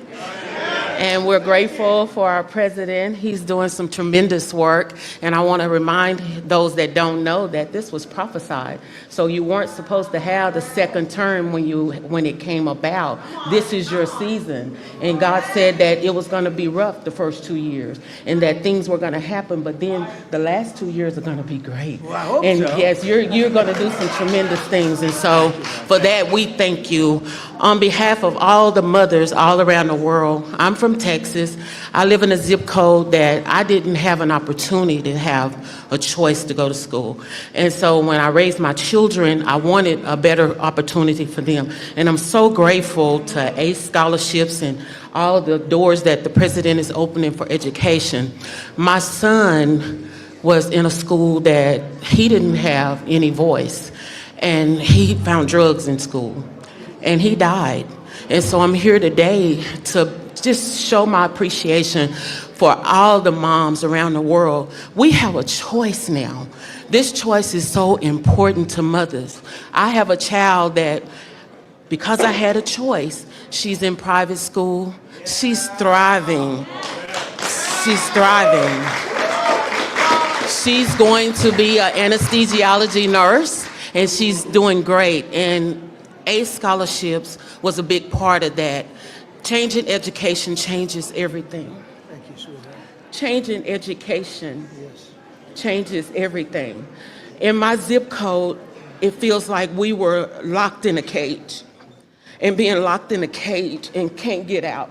And because of all of the things that you're doing for education, now we can get out and soar. Our children can have a chance to be prosperous, just like other children.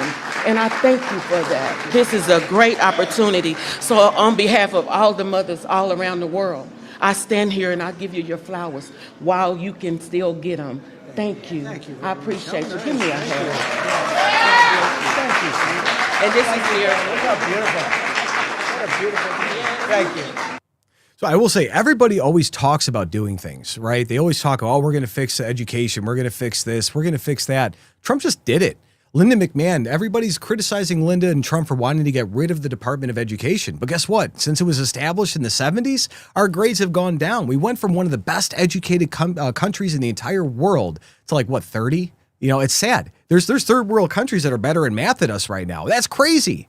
And for the people that are locked in those zip codes, giving them school choice and allowing the voucher system where that mom can say, hey, this school is really bad. I don't want my kids to go here.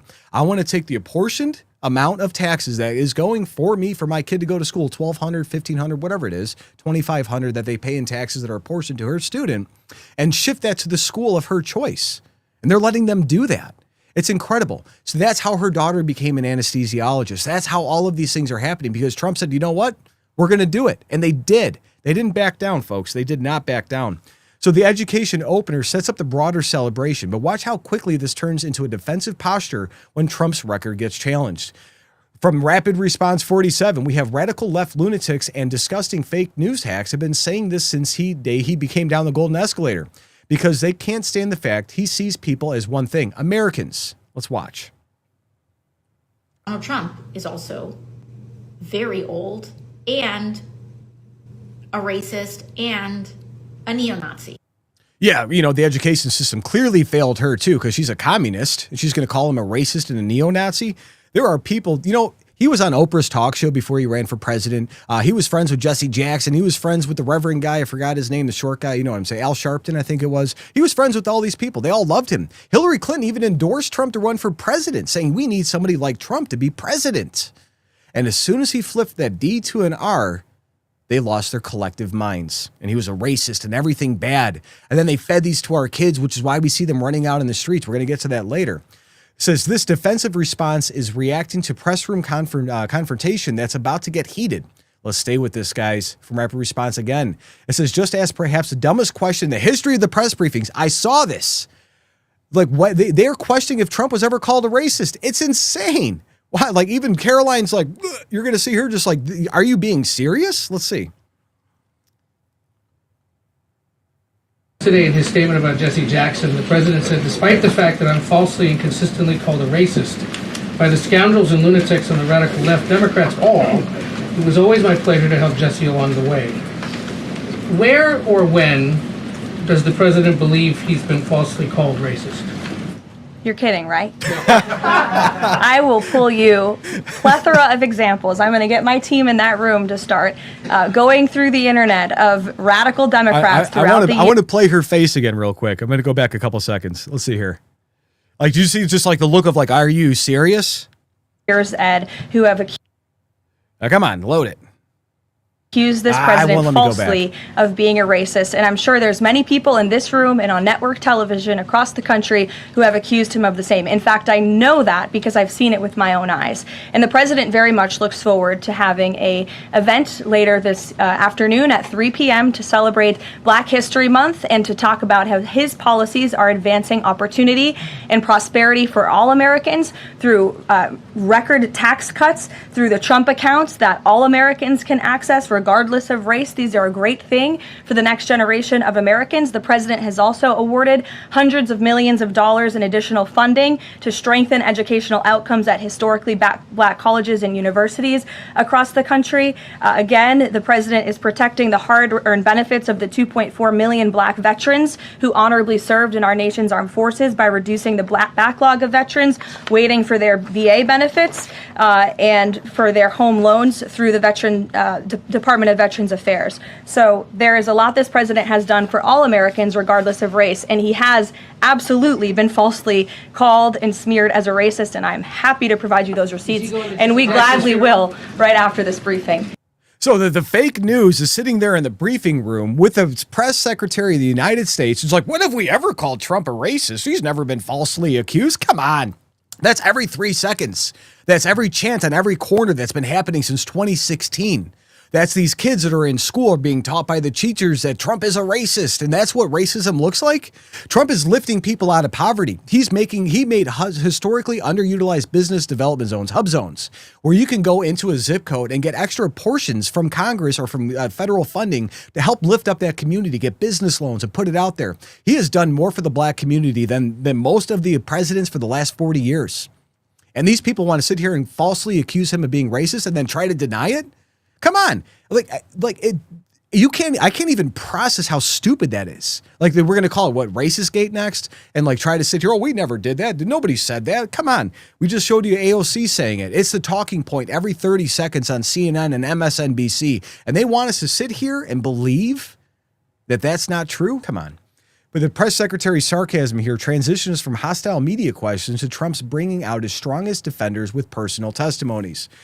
From Rapid Response 47, I just want to say to everybody, as we celebrate the special day, not only in Black history, but American history, the Lord has been so gracious to us. He's been faithful, and at POTUS has been a tremendous leader. Let's see.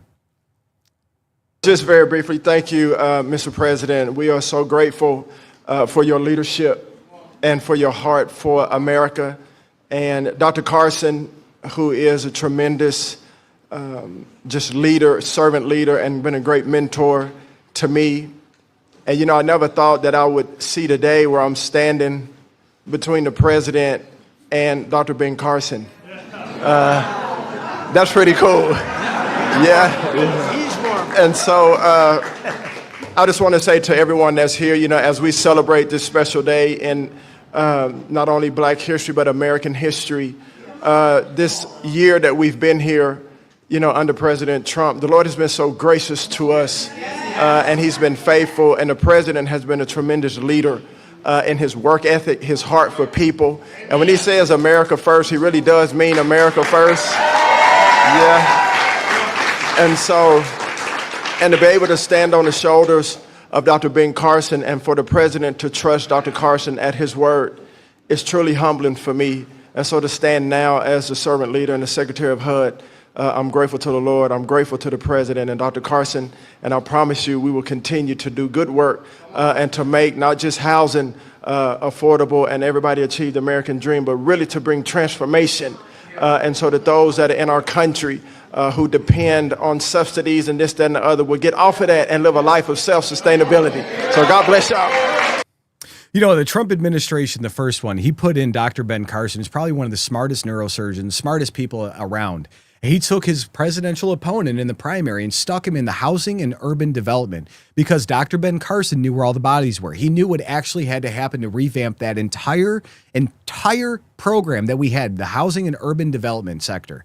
And they went through that and they fixed it up. And it was so good, they didn't even go backwards in the Biden administration. That's how you know how good of a job they did.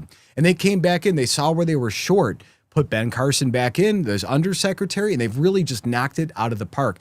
And when you're elected to be president or vice president or a senator, you're not there to represent, just one party or one person. You're there to represent everybody equally. That's what your job is. You are a representative in a republic. And President Trump really lives that out. He's not making these decisions, just for one person or one group of people. He's doing this for everybody because he knows it's going to benefit everybody, even Democrats or liberals or the people that want to be socialists, whatever. He doesn't care. He's benefiting all Americans. That's what America First is about. We are for America, not anything else. So this religious endorsement pivots us from defense to offense. Trump's team is rolling out heavy hitters to make their case. Rapid Response 47 again from Leo Terrell. Good guy. We have the hottest country in our lifetime, and I want to make sure the mainstream media knows this.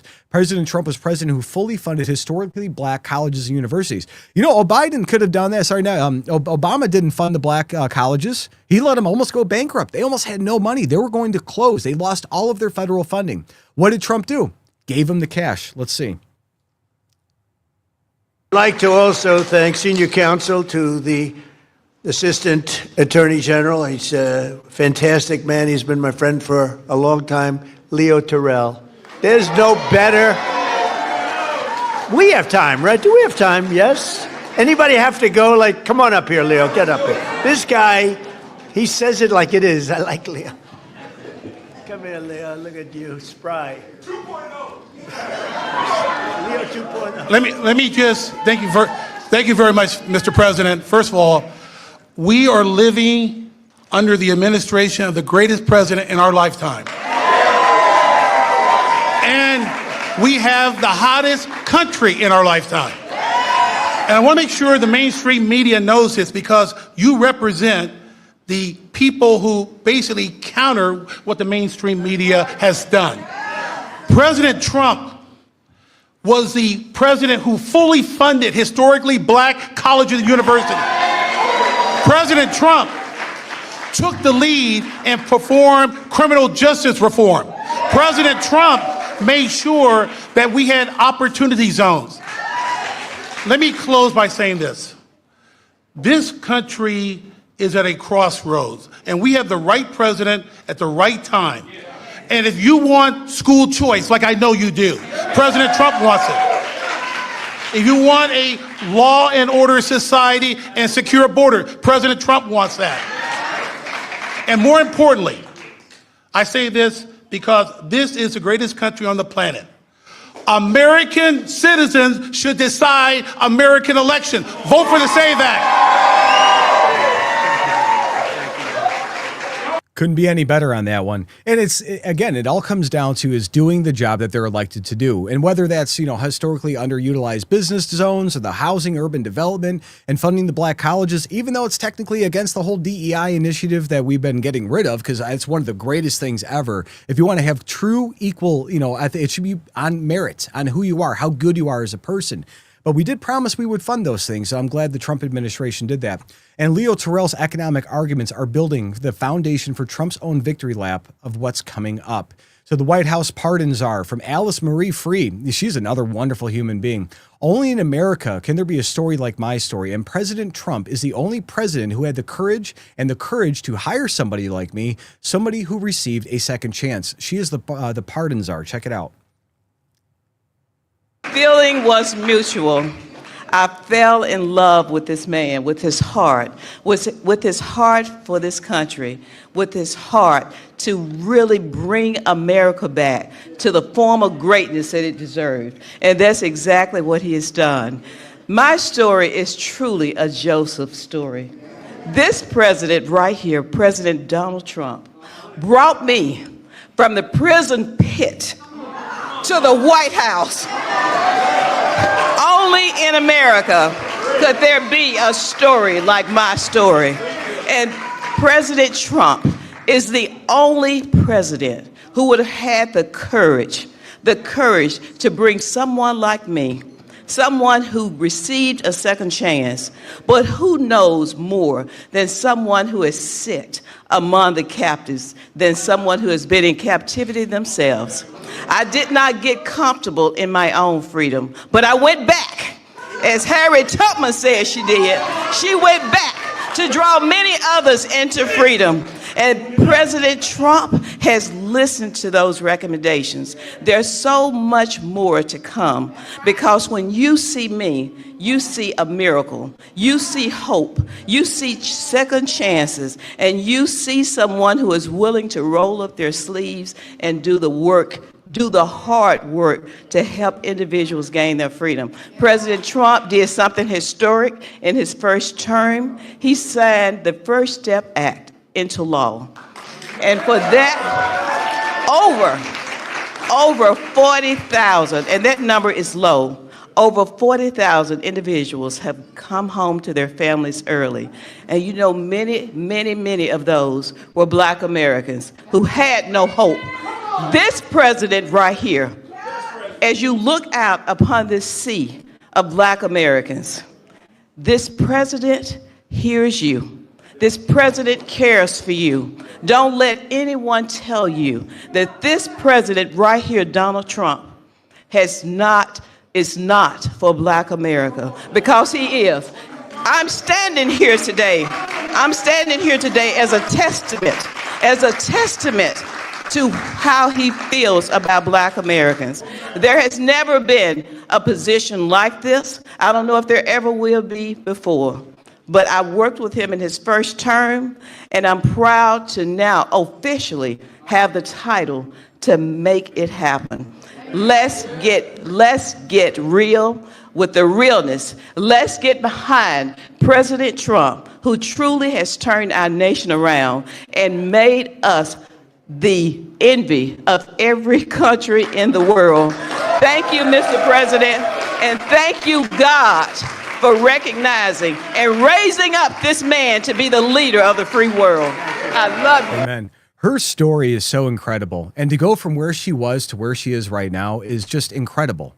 But you have to be on the other side of it. She tried to get pardoned for a long time. So she learned all the roadblocks and the things that go into it. And now she's at the table. She was in jail for a long time for some charges. I don't remember the exact charges, but she received a pardon. Now she's part of the pardon process. And he's putting people in that are subject matter experts. And when you're in that system and you're trying to fight out of it and if you feel wrongfully in or you're in for too long or something, she's there advocating for people. And that's what Trump does. He puts people that are subject matter experts who have the heart to get the job done and do it tirelessly. He puts them in place. And Alice Marie Johnson's personal story adds emotional weight before Trump himself takes the mic with historical context. Rapid Response 47 again. Nearly 10,000 African Americans fought the patriotic cause in the Revolutionary War, helping secure our independence in every generation since. Let's see what Trump had to say.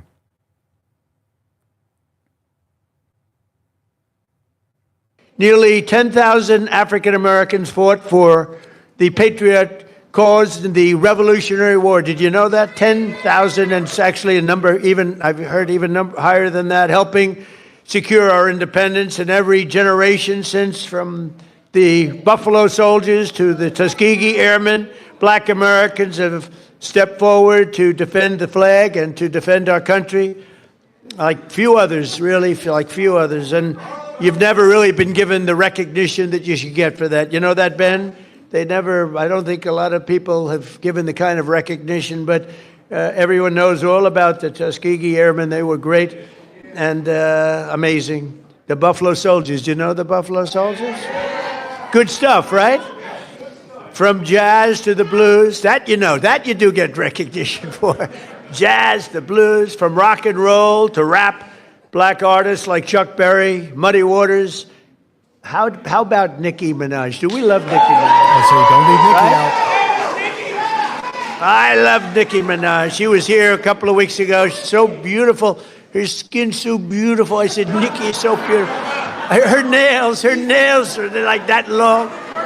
I said, Nicki, are they real? She said, she didn't want to get into that.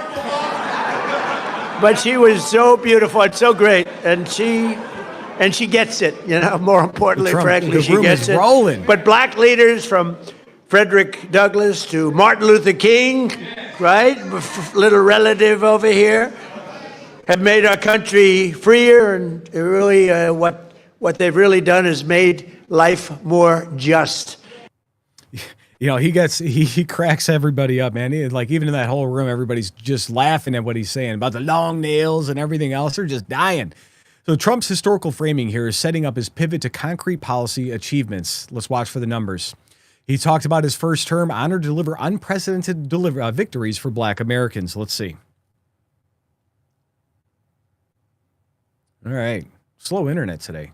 Apologies. During my first term, I was honored to deliver unprecedented victories for black Americans and all Americans, frankly. But black Americans, I single-handedly secured record long-term funding for. I told you, the historically black colleges and universities. I created nearly 9,000 opportunity zones with our great secretary. And also, I think we have to do, as I said before, Tim Scott really, he came to me with that idea, and we put it into use, right, Scott?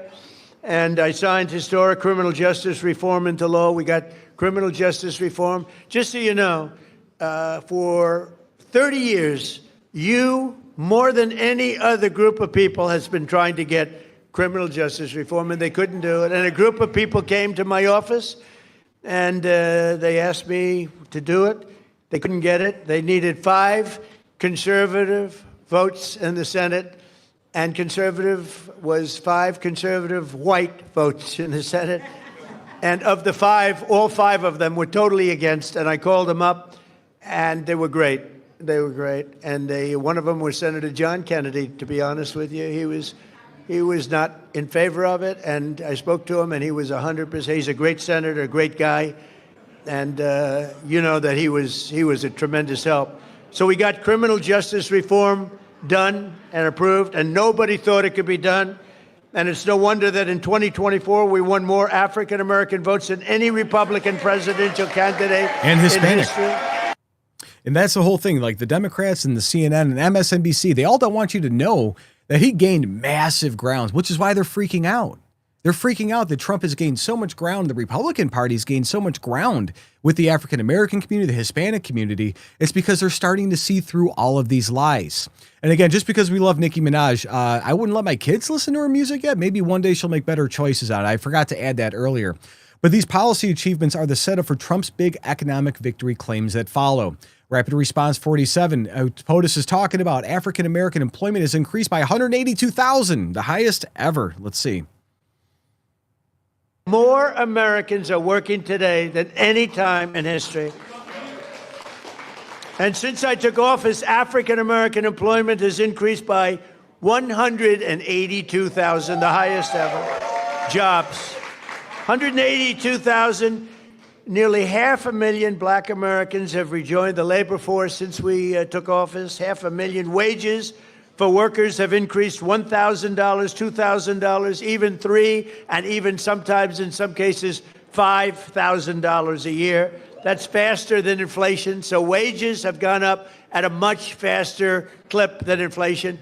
We took over the worst inflation in the history of our country. They say 48 years or 49 years. I said that, I said, inflation under Biden has went up more than at any time in the history of our country. They said, he's not right about that. It's 49 years. I said, all right, I'll accept that too. Actually, I think it sounds worse, Harmeet. I think for some reason, because when you say the worst ever, but when you say the worst in 49 years, I'll take that, right? The fake news got me on that one. I think I was right, by the way, but I'll accept 48 or 49 years. But for the first time in many years, 100% of all net job creation is going to American-born citizens. Think of that. That's what 100%. I voted for. 100%. That's what I voted for. And in the last administration was going mostly to illegal aliens that came in, many of them murderers and others. Or the government sector. One of the things you didn't highlight is that they've shrunk the size of the federal government, and most new job reports, when they had to do something, the Biden administration would just hire 30,000 people for whatever random agency that they needed. And they use that to hyperinflate their job numbers. So this was all private sector growth, meaning like not government, like, normal factory jobs, things like that are out there, or, Walmart, whatever. Those are all added jobs to the economy. And before, they would sit out, and the Biden administration would tout that they were hiring, 300,000 jobs have grown. Yeah, because he just hired 300,000 people for various agencies and increased their budgets. Also, they were fact-checking Trump on the 49 years. When you have the full actualized inflation numbers, it was a lot higher than what they showed on paper. So Trump was more correct than not correct on that one. So the employment statistics lead perfectly into real-world success stories from actual business owners. Another one from Rapid Response. We are talking about, welcomes to the podium, small business owners seeing the benefits of the Trump economy. Let's see. I can't do anything first but say to God be the glory. Amen. I have no business being here other than him having me here. And so, I'm not going to do it. I'm not going to preach. I'm going to settle myself. Thank you so much for inviting me and having me here. It's such an honor to be here today. Hebrews 11:1. People ask me all the time, why did I even open a business? Why did I even call it Hebrews 11:1? Hebrews 11:1 is my very favorite scripture. Now faith is the substance of things hoped for and the evidence of things not seen. That scripture has walked with me. It has grown me from a little girl on up. Not having no longer my mother here, no longer having my father here, my husband not having his mother and his father here. We opened Hebrews 11:1 with no funding, no money, no big family investors, no business loans, didn't have great credit. It was us and faith in God. That was 7 years ago. But I ran that business with just myself and one employee. Then here comes no tax on tips. I was able to hire 7 more employees just by what she did. Not only that, I was able to open a second location on our college campus. Things are just going off simply because having now faith. And so I love the fact of that scripture. Now, I say all of that I'm trying to stick to my little written down thing that I wrote. I don't know how to do that so well. You got to do the weave but and as a flow small like Trump business does. Got to owner, weave I it in. understand how critical support is. I understand that you have to have the right people that make the right policies for us as small business owners. So no tax on tips has been an extreme lesson for me and my business.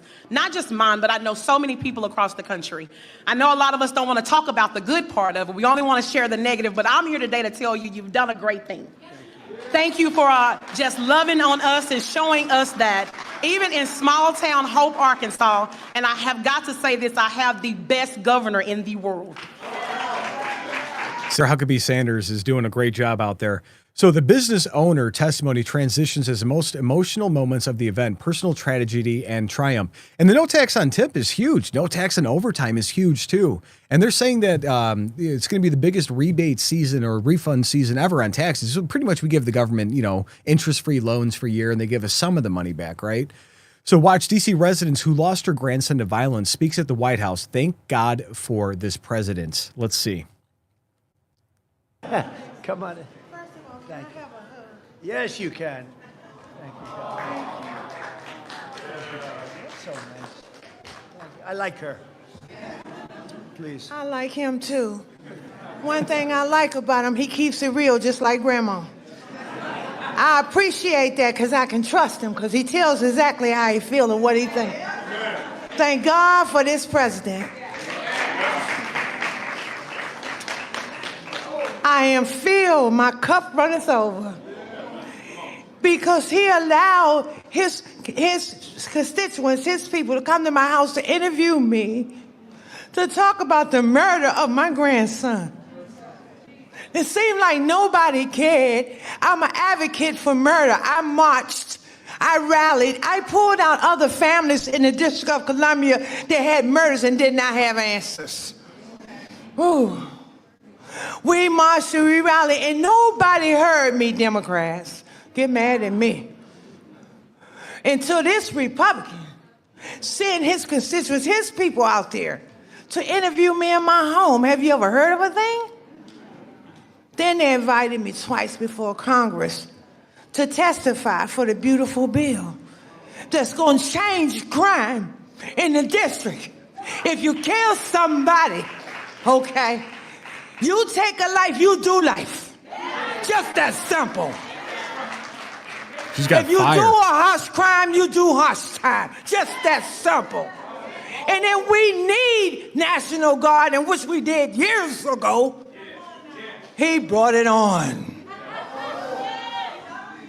I love him. I don't want to hear nothing you got to say about that racist stuff. And don't be looking at me on the news hating on me because I'm standing up for somebody that deserves to be standing up for. Get off the man's back. Let him do his job. He's doing the right thing. Back up off of him.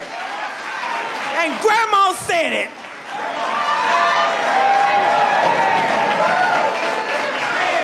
I will say that woman stuck 10 toes in the dirt and stood on business. She was not playing around. And the Democrats, they will sit there and they will say they want to reduce crime. They want to do all these things to make things better for us as people, right? But they have to have their talking points. They don't want to do it. They want to talk about fixing things. Look at the homeless situation, California, other states. They get, the more homeless, the more money they get. You go to DC, the more crime, the more federal dollars they get. Chicago, same thing. New York City, same thing. The more crime, the more dollars. Why would they be incentivized to reduce the crime? They're not. They're incentivized to allow the crime to go on because then they get more federal dollars. It's crazy how the system is set up. But the violence victim story sets up another powerful mother's testimony about education and loss. From a Texas mom, my son was in a school where he didn't have any voice. He found drugs there and he died. I'm here today to show my appreciation. School choice is so important to mothers. Let's see. Well, I ditto, to God be the glory. And we're grateful for our president. He's doing some tremendous work. And I want to remind those that don't know that this was prophesied. So you weren't supposed to have the second term when it came about. This is your season. And God said that it was going to be rough the first 2 years and that things were going to happen. But then the last 2 years are going to be great. Well, I hope and so. yes, you're going to do some tremendous things. And so I know we played that one a little bit earlier and it got back in there, but the mother's tragic story about school choice brings us full circle, setting up the final media confrontation. So here's a few more from you, from Elizabeth Warren, Pocahontas. Let's see. He is a thin-skinned racist bully. He has been racist. There has never been a president in American history who's been so openly racist. A racist in chief. The president oftentimes you married your brother, to Elon. very bigoted, xenophobic, Allegedly. homophobic, racist rhetoric. You know, these people want to sit here and say all these things, and then as soon as anything comes back at them, like her marrying her brother to, get him immigrated to the United States and then setting up all the Somali fraud inside of Minneapolis, that she received campaign contributions from those people, allegedly. Same thing, Pocahontas, saying that she was Native American. That's racist. She lied. Her DNA test didn't show any of that stuff. She's like 0.00002%.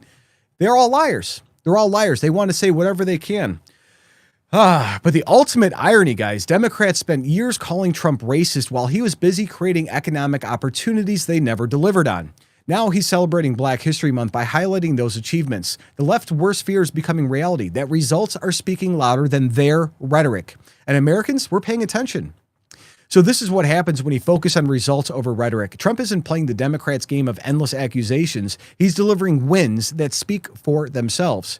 While they called him names, he created jobs. And while they promised change, Trump delivered it.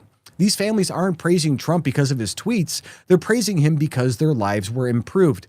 And the contrast between Democrat promises and Republican results has never been more clear than it has been in the last year.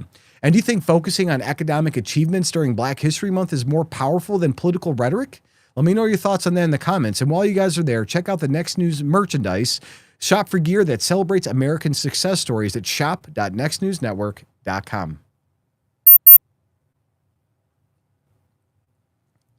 All right, that was a long one, guys. Yeah, that was fun. Yeah, the lady stood on business. She was like, oh, I ain't letting this go down. And nobody else did that. Democrats didn't do that for me.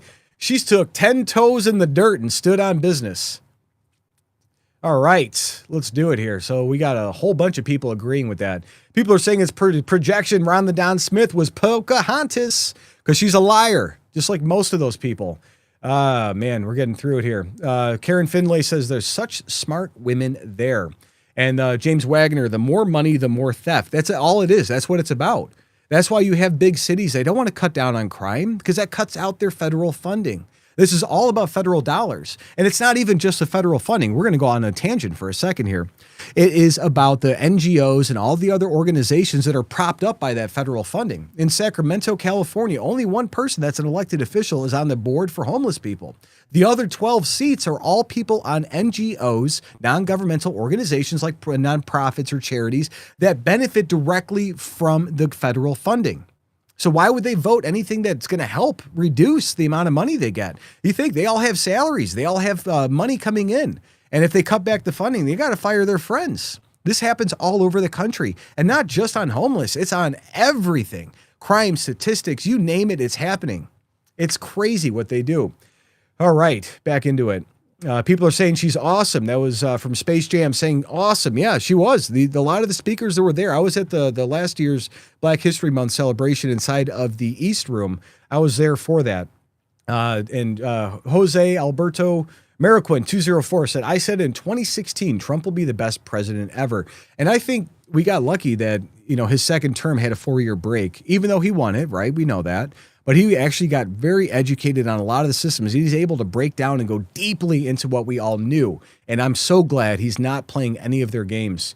From Scondex says, I thought Bud was going to be Schedule 3. It is executive ordered as Schedule 3. They're reducing it. It's got to go through a lot of legal challenges. There's going to be a Supreme Court battle over that being removed from a Schedule 1 substance to a Schedule 3. But I think that they're going to make excellent progress on that, and we might even see a legalization thing in the future. Hopefully. We'll see how that goes. All right. Any more comments? No super chats yet. We got Karen said, I'm attending Republican Club meeting tonight. Won't be on Discord. Well, hopefully your meeting goes well, and you guys are active, and you guys are doing good on that. Get out there and get the vote out. It's going to take all of us to really secure this midterm election. All right. We have Clifford Johnson. Yeah, it's pretty bad. But the speed rail is going to be Spain contractors, not even our tax dollars. And you go to Chicago, they ran out of money, so they sold the parking meters to a country in Dubai. So we don't even know if the parking meters, which is a multi-billion-dollar industry, is going to fund terrorism or not. It's pretty crazy how that works out. You guys are going to love this next one. It's about indoctrination and kids in school. And, we've got some pretty weird videos, and I will be going on some epic rants in this one, I am sure, because this is very close to my heart. All right. Florida teachers unions are telling students that anti-ICE protests aren't just encouraged in schools, they're required. And that's right, activist Xander Mortiz declared at a union press conference that student protesters against immigration enforcement are required at this time. Meanwhile, Congressman Byron Donalds is fighting back, reminding these radical educators that classrooms are for learning the Constitution, not dismantling law enforcement and protesting any federal enforcement activities. But here's what they don't want you to know about this coordinated campaign. This is going to be a fun one. Your children are being weaponized against American law enforcement in taxpayer-funded classrooms. That is happening every single day. And teachers' unions have abandoned education for indoctrination because they need their votes, turning students into foot soldiers for open border activism. This isn't about immigration policy. It's about undermining respect for law and order itself. And when educators tell kids that protesting ICE is required, they're teaching them that the government authority is optional. It doesn't matter. And Senator Kennedy nailed it. If you act like a butthead with law enforcement, it won't end well. But these unions want chaos, not citizenship. They're gambling with your children's future, teaching them to resist rather than respect the rule of law. And we see the consequences of that every single day. And every parent out there should be outraged. And speaking of strategic threats most people miss, here's something that should grab your attention. So breaking tonight, while Wall Street obsesses over gold and silver headlines, defense analysts are quietly tracking a strategic metal driving military procurement and national security planning.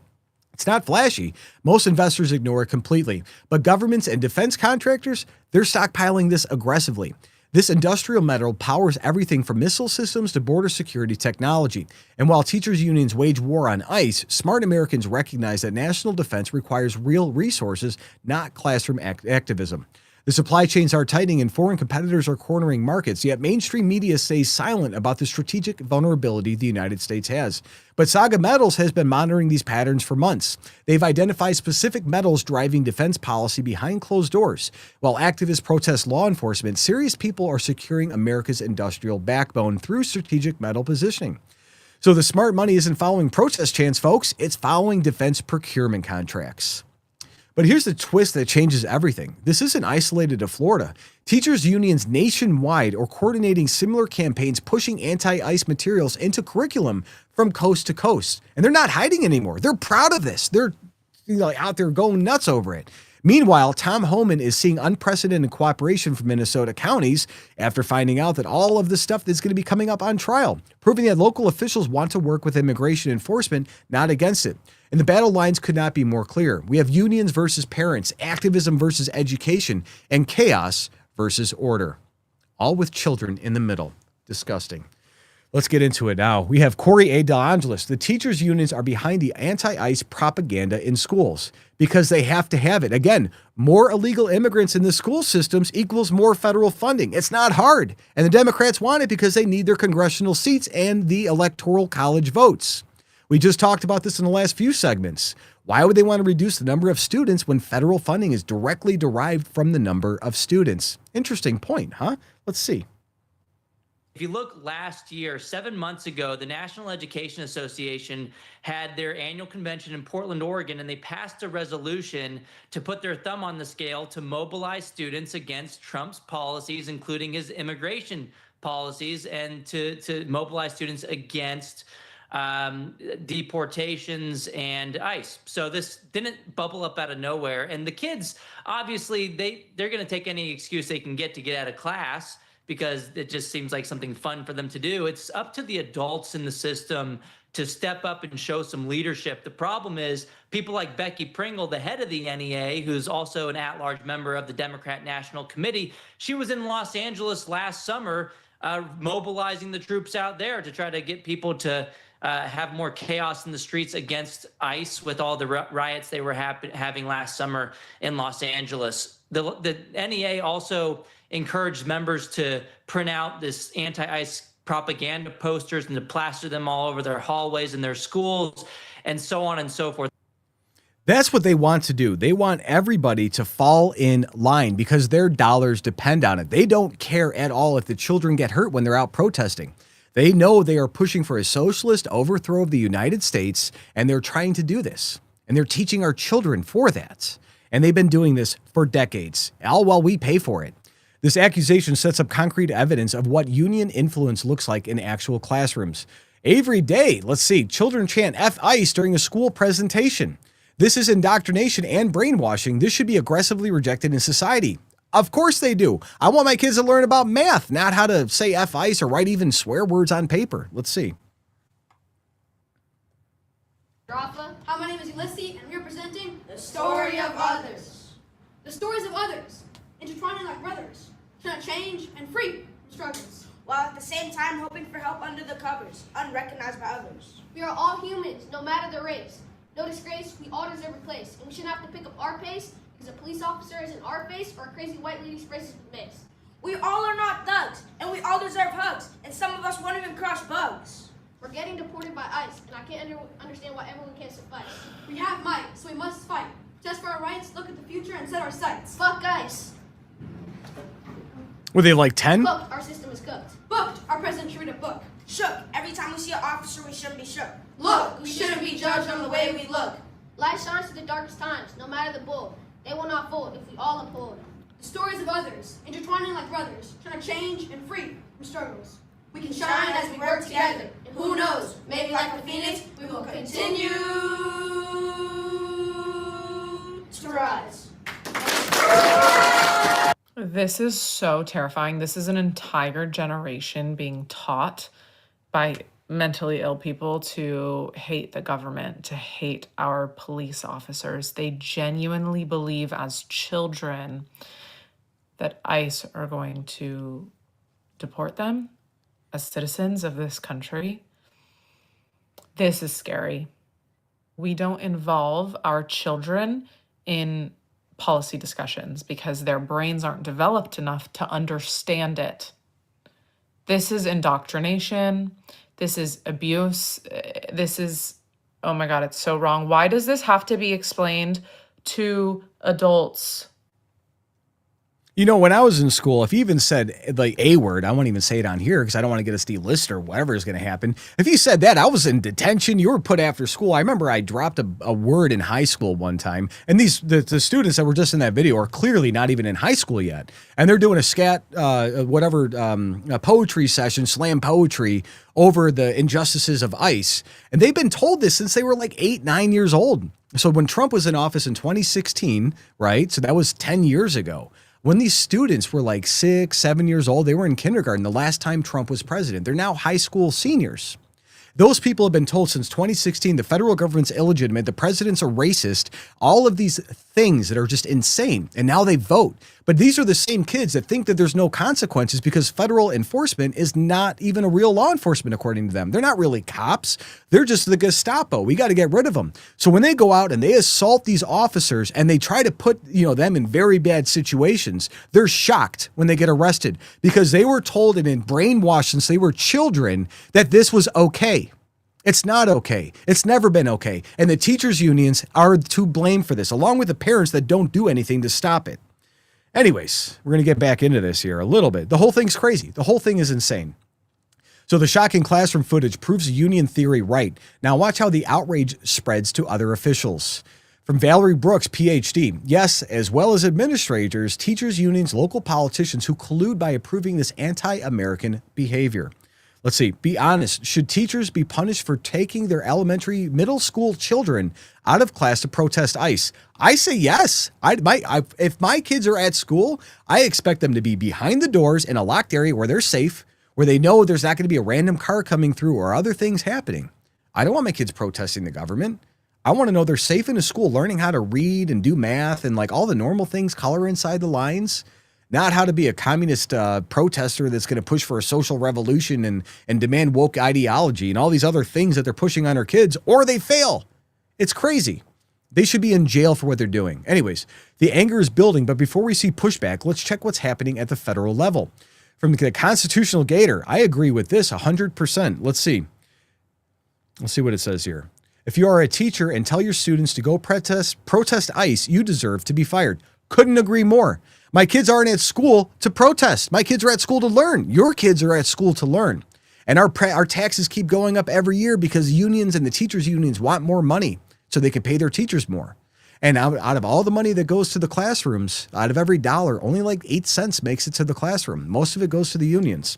But they're there to push the radical ideology on American youth. That is why they exist.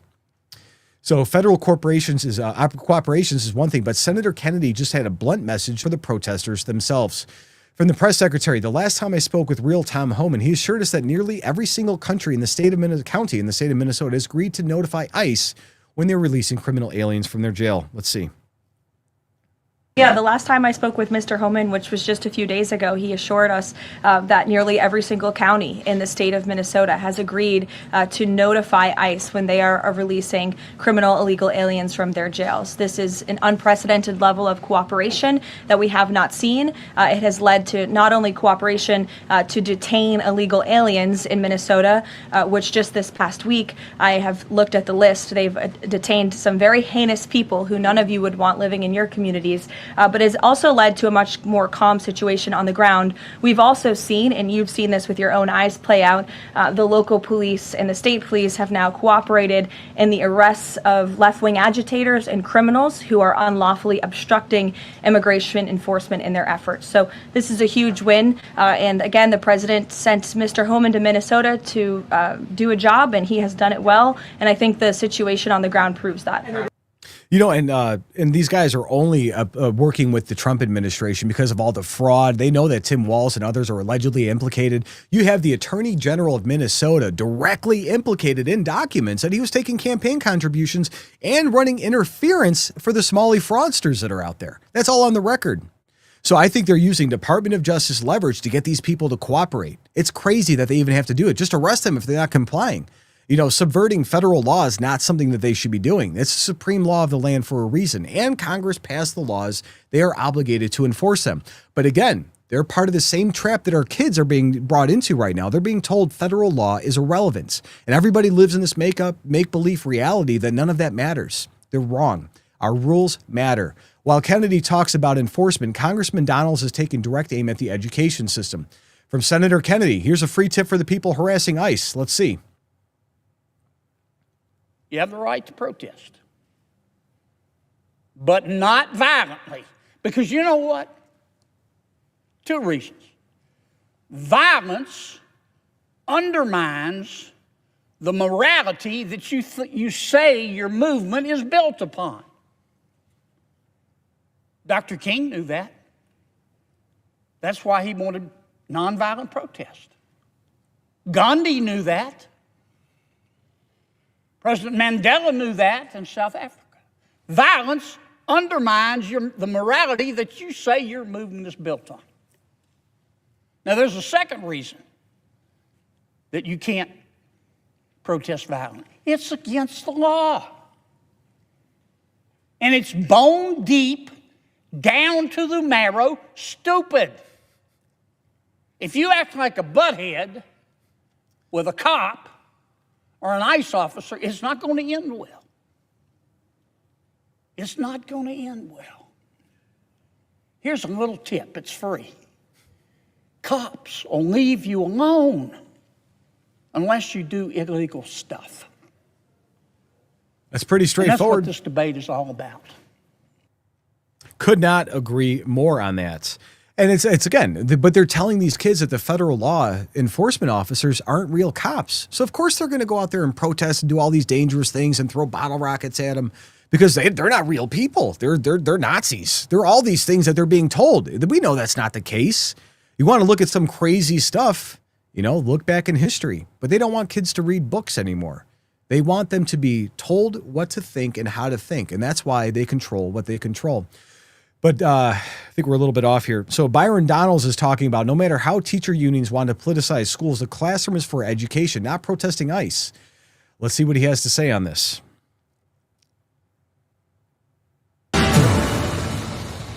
Florida students are confronted with videos of ICE raids, of families being torn apart, and of Americans being murdered for using their constitutional rights. They respond. They organize. They speak out. And they do what American students have always done in moments of injustice. They stand together and demand safety for their peers, their families, and themselves. And that response, while framed by some politicians as radical, is rather reasonable. It's rational. And in a moment like this, it is required. That was activist Xander Morich speaking at a Florida Teachers Union press conference earlier this month, calling student protests against ICE required at this time. Really? Required? Joining me now is Florida Congressman and gubernatorial candidate Byron Donalds. Congressman, that young man just seems to think that that's required. What say you? No, it's not required. What's required is for our young people in Florida to be in the classroom getting an education so that they're prepared to be economically viable when they graduate high school, or if they're going to matriculate to college to better themselves for their future and for their families. I think what's most disgusting is that you have the Florida Teachers Union who's allowing for this to continue, as opposed to trying to do the right thing, which is, number one, working with the federal government to make this process as seamless as possible and not use this moment for pure politics. The teachers union, they've been, frankly, they've been beaten down a lot by Governor DeSantis the last several years here in Florida. Obviously, this is a play for them to try to put their head back up to try to see if they have some political clout. But one, it's not going to work. Two, our students need to be learning. That's what they need to do, period. That's what's required.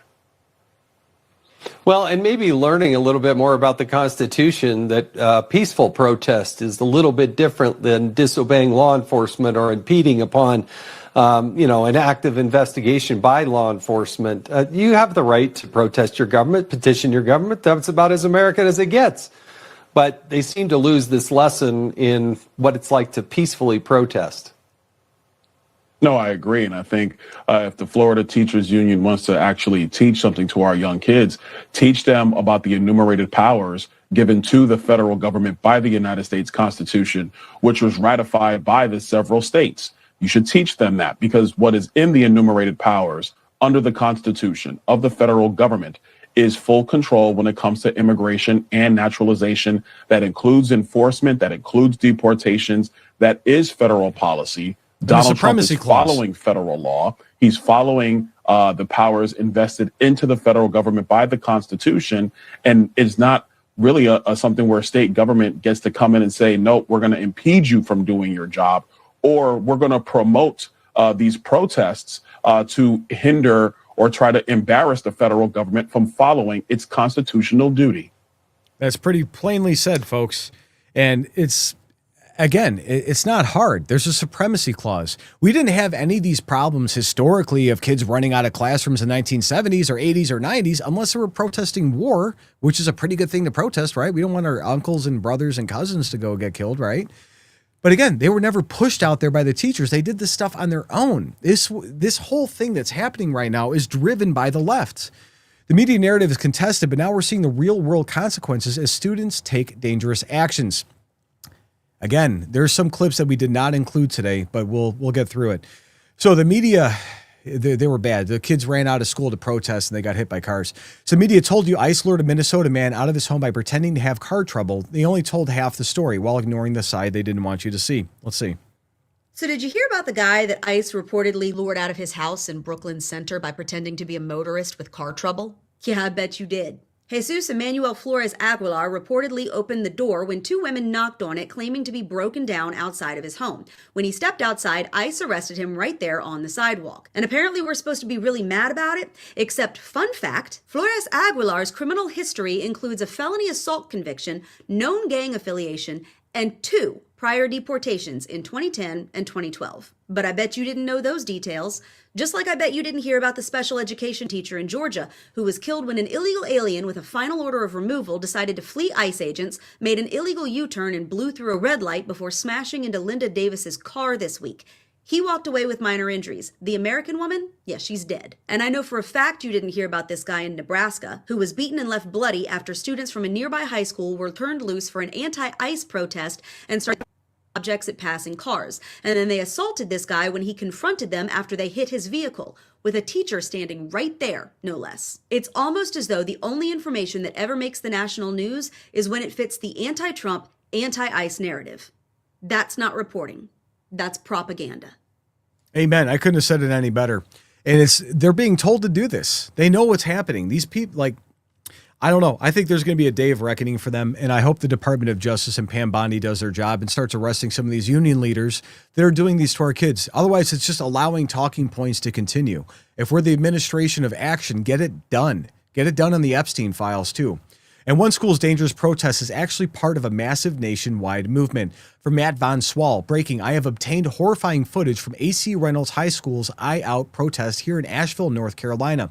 It appears not a single adult was present with the children. They bolted out of the classrooms in the middle of a 4-lane highway. This one is a wild one.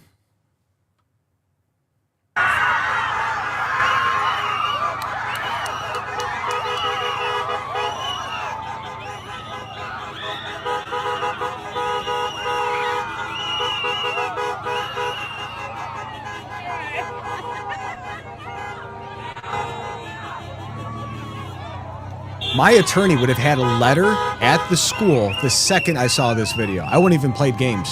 Wouldn't have been doing it. Not at all. How would you have handled this as a parent? Let us know in the comments. We'll pick the best comment and read it tomorrow.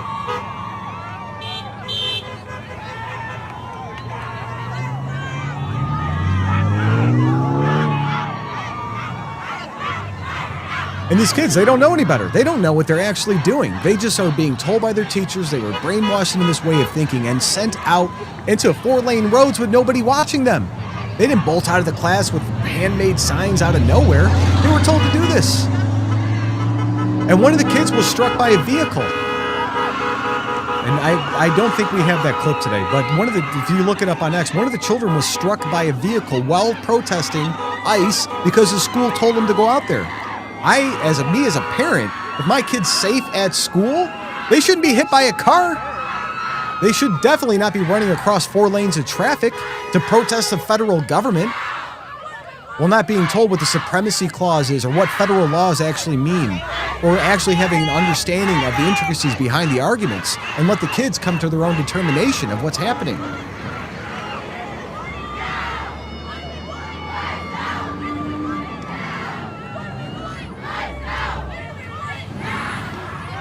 What do we want? ICE out. When do we want it? Now. But they're going to do this for their TikTok clips and their Instagram reels or whatever they're doing. They all look cool. They all think they're cool. They don't know what they're doing. They haven't been properly educated on both sides of the argument.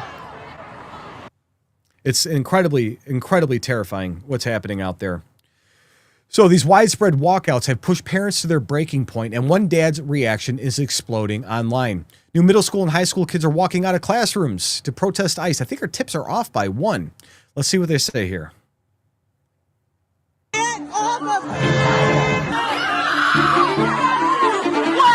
For the past few weeks, thousands of middle school and high school students across the nation have participated in anti-ICE classroom walkouts, triggered primarily by the chaos in Minnesota. From Washington state to Tennessee, some of the demonstrations have devolved into violent brawls, leading to mayhem and arrests on the streets. Move, you just want to lay my hands on you. On the surface, it appears students are organizing and leading this charge. This is a safety issue. But school choice advocate Corey DeAngelis says in many cases, To drain resources. the teachers' unions, like the National Education Association, are pulling the strings. And they want to push their far left politics more than anything else. To raise up the next generation of militant activists they can use and deploy for any cause. You guys need to focus on academics as opposed to activism. Florida students are confronted with videos of ICE raids. The Florida Teachers Union all but admitted to the allegations and even encouraged students to stay on the streets. To any students being told that they do not have the right to speak out or walk out on their campus. This is all part of the Communist Manifesto and the Cloud Pivot strategy to overthrow a government and have a communist or a socialist revolution. You denuclearize the family, you take God out of the conversations, and then you indoctrinate the children and you change their way of thinking and you raise generations of people that are going to overthrow the system that they wanted. Back in the 70s, it was all professors from the 60s and 70s in the peace movement that were starting this. The professors went into the unions, and the unions went into what we have now, where it's almost every single teacher. Nor will you be hired by most of these districts, especially in the blue states, unless you hold that point of view. And you can't vote in primaries because you can find out which way you vote in primaries. You can't even vote the way you want if you're a part of these unions. You have to vote and you have to march in line. We're going to continue. Want to be clear? This is the United States of America. You do not shed your First Amendment rights when you step foot through the schoolhouse. I don't think this has anything to do with ICE. I think this is just the latest cause du jour. This is them weaponizing the kids. KVI radio host Ari Hoffman also says the radical left is using this social unrest to infiltrate and recruit in the classroom. The teachers' unions are going to keep doing this for whatever cause they want to do this for, saying, what are you going to do to stop us? We control your children. They're ours now. They're our little foot soldiers. They did this during Black Lives Matter. They did this for the ICE stuff. They are weaponizing the children and teaching them anytime that there's a perceived injustice, they want them out of the classrooms. Hitler did the same thing. Pol Pot did the same thing. Mao Zedong, same thing. Venezuela, Hugo Chavez, all these other people did this. Fidel Castro. They followed the Cloud Pivot and the Communist Manifesto and how to take over the government. They've all done this, and we're seeing this happen in real time. The only difference is that we have Donald Trump presently. If this was happening with Kamala Harris, we wouldn't have America. We're going to go into the next topic here. Sorry, the next deal. From David Harris Jr., breaking the Florida dad is going massively viral. Oh, back down to it, guys. Sorry about that. We've got the dad of the year here. And he is a true hero. He saw his children were out protesting. It's like tax money ain't going to this. And what did he do? Went to the school. Watch.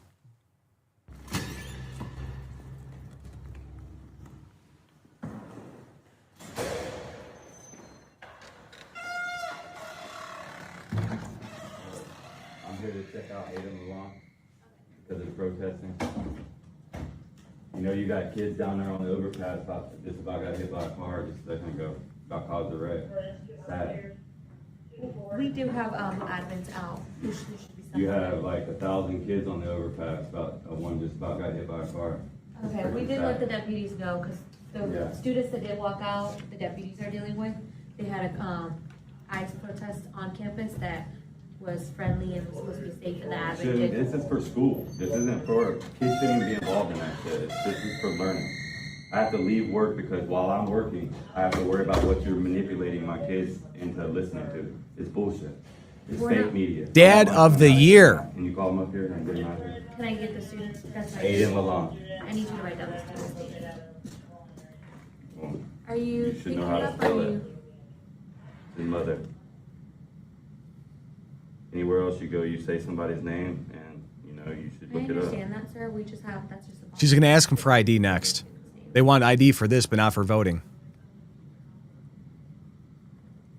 Can I see your ID? When it's convenient for them. That man deserves a medal. He deserves a lot of things. So we do have this in there. It is a live breaking tweet. We're going to include this from Libs of TikTok. They say, a student was hit by a car during an anti-ICE walkout at Palm Beach Lakes Community High School. I'm reading off here because it's hard to read off my screen. Children's lives are being put at risk. Let's see. A student participating in a walkout at Palm Beach Lakes High School was hit by a car along North Military Trail.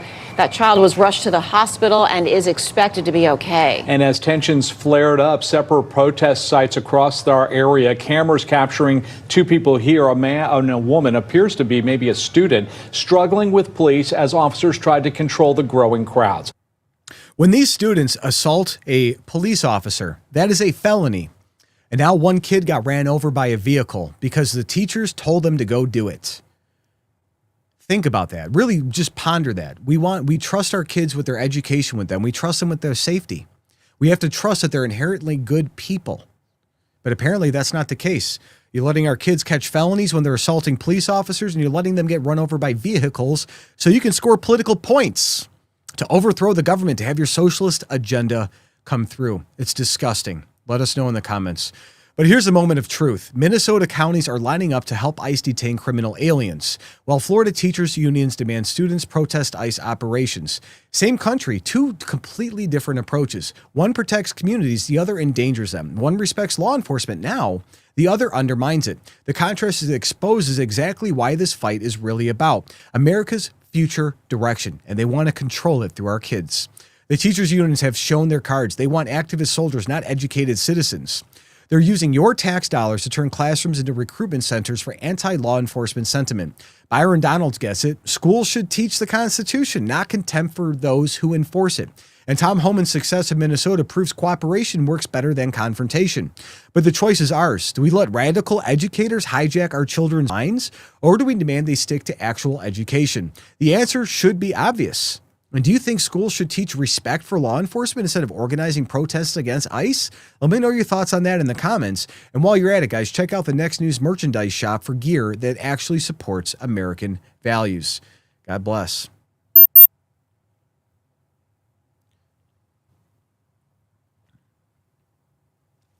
These people are psychopaths. They really are. I mean, they're crazy. They're crazy. I mean, like, they have to be crazy for that to happen, right? There's no other excuse for it. That or it's planned. They're being told marching orders. You got Randy Weingarten, the AFT, the American Federation of Teachers, out in Ukraine trying to have kids protest for that. You can't even have an American flag up in half the classrooms inside of Randy Weingarten's control because having an American flag is racist. We've got to have Mexican flags. We've got to have Ukrainian flags, Black Lives Matter flags. Anything besides American is okay.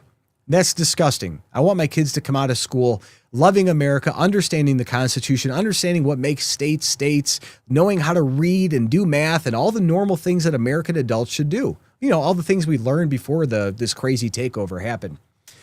All right, back to it. So we're going to go into the chats here a little bit. No super chats yet today. We have Soros fingerprints all over this from Jose. I could not agree more. This is a very Soros-like. Karen Finlay said, Hitler did this. Yes, they did. Pol Pot, Mao Zedong, Fidel Castro, Hugo Chavez.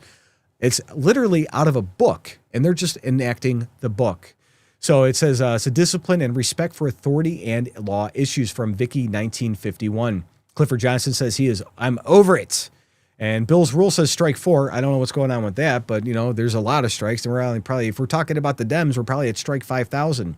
Clifford Johnson again says, too much tax money going to this political, dramatic, nonsensical, bonkers hooliganism. It is hooliganism, shenanigans. They were up to shenanigans.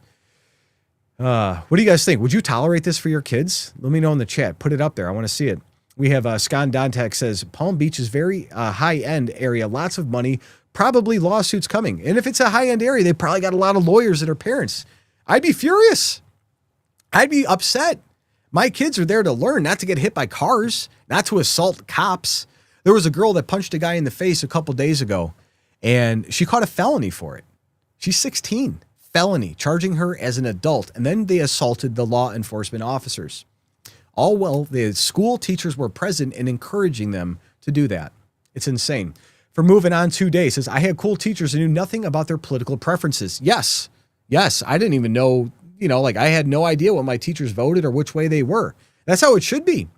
Teach kids the basic set of information and let them come to their own conclusions through their world experience and their unique perspective. That's what every person in this country should be afforded that. Give them the core knowledge, allow them to make their own decisions and become their own person. Self-destiny. That's what should be taught in school. And that's what used to be taught. Self-destiny. James Basari saying schools should be closed. Clifford says 100% DEI. Pothead Kenny says 100% DEI teachers. Yes. John Gardner, they need to be whacked with a giant lawsuit. Yes, they do. They absolutely do. And anyway, I'll call on this right now. Anybody who's an attorney watching this, I would love to see a class action lawsuit come out from across the entire country to go after these unions for what they're doing. This is not something we want. And again, I talked about it yesterday. My kids don't go to public school for that reason because I can't trust it in Illinois where I live. Space Jam 4 says homeschool. Yes, homeschool. Use the Abeka curriculum. There's homeschool groups online. Go on Facebook and look up a local homeschool group. Let your kids go there. It's legal in all 50 states, and it's encouraged. All right. Somebody asked where Gary is. He is on assignment in Canada. Yes, for Nitro Burp. He is in Canada right now. I'm Tom, the White House correspondent. I'm covering for him until he gets back. He will be here on Monday. Back to your favorite guy coming in. So we're going to get set up on topic 5 here. It's Board of Peace, and it's actually getting things done.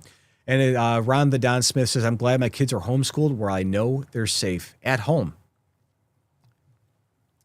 So we have Nitro Burp saying 2.26 million subscribers. Help share it. Yeah, only a couple hundred people on. Yeah, it's also we're very early. Normally we go later in the day. We had some stuff happen where we went early, guys.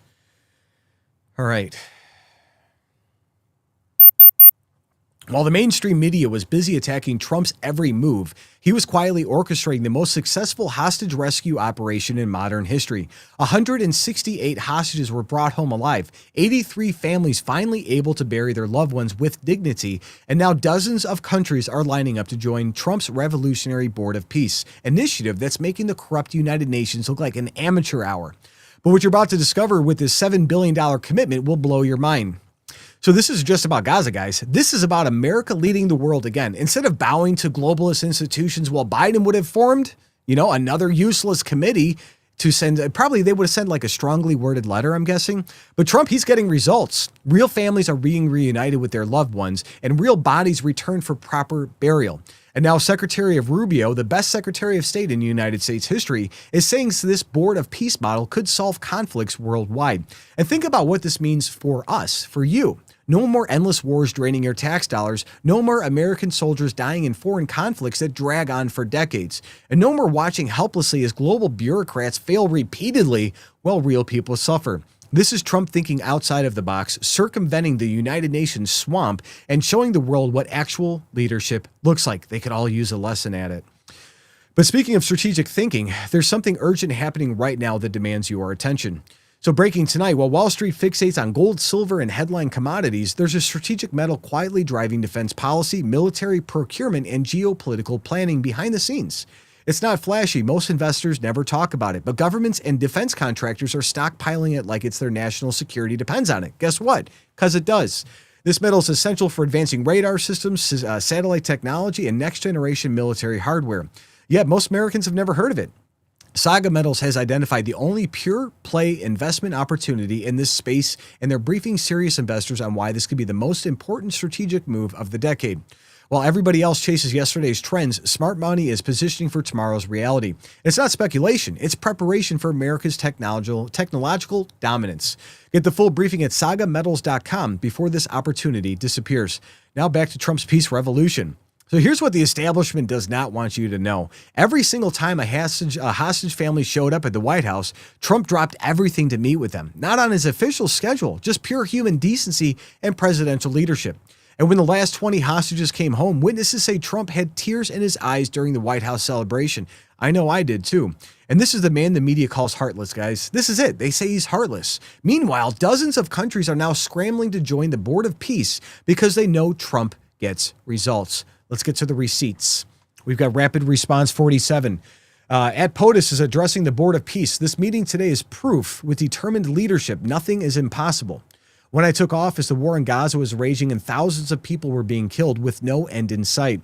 Today, thanks to unrelenting diplomacy, this is going to be ended. Let's see. But this meeting today is proof with determined leadership. Nothing is impossible. When I took office, the war in Gaza was raging with thousands of people being killed and no end in sight. Today, thanks to unrelenting diplomacy and the commitment of many of the great people in this room, we have 59 countries signed up on Gaza. Think of that. We have, it's amazing. But all the people, many, really so many in this room, the war in Gaza is over.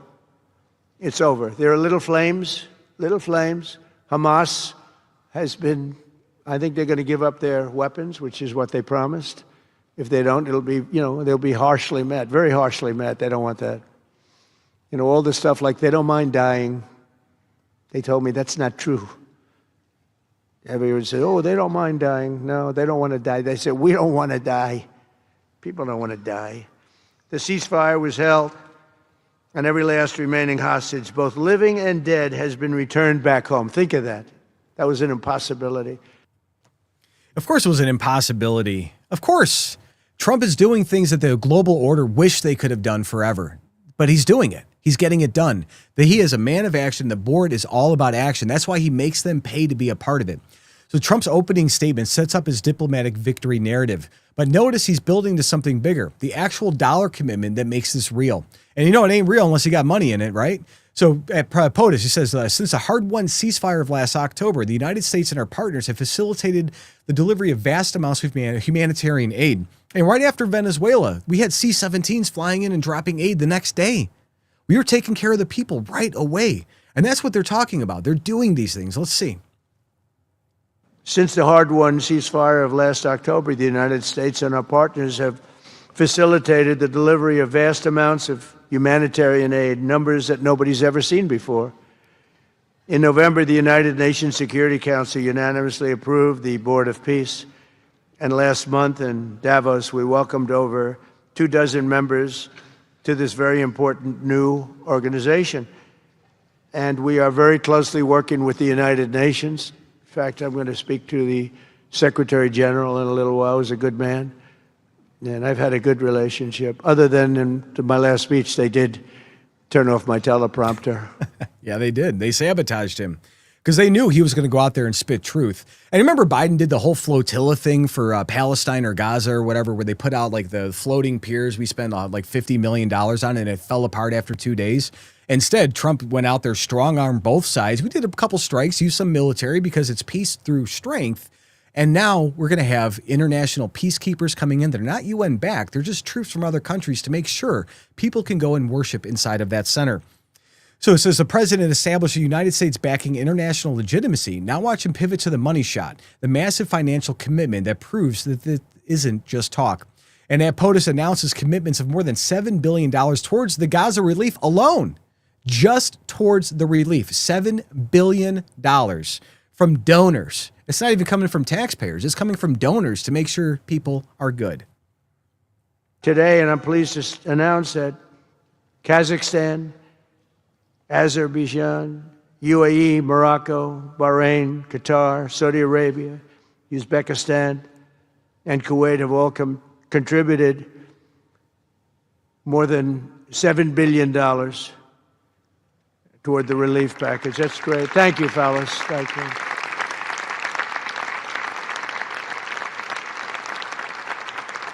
And many more are contributing too. So the numbers are, this just started. This is our first meeting.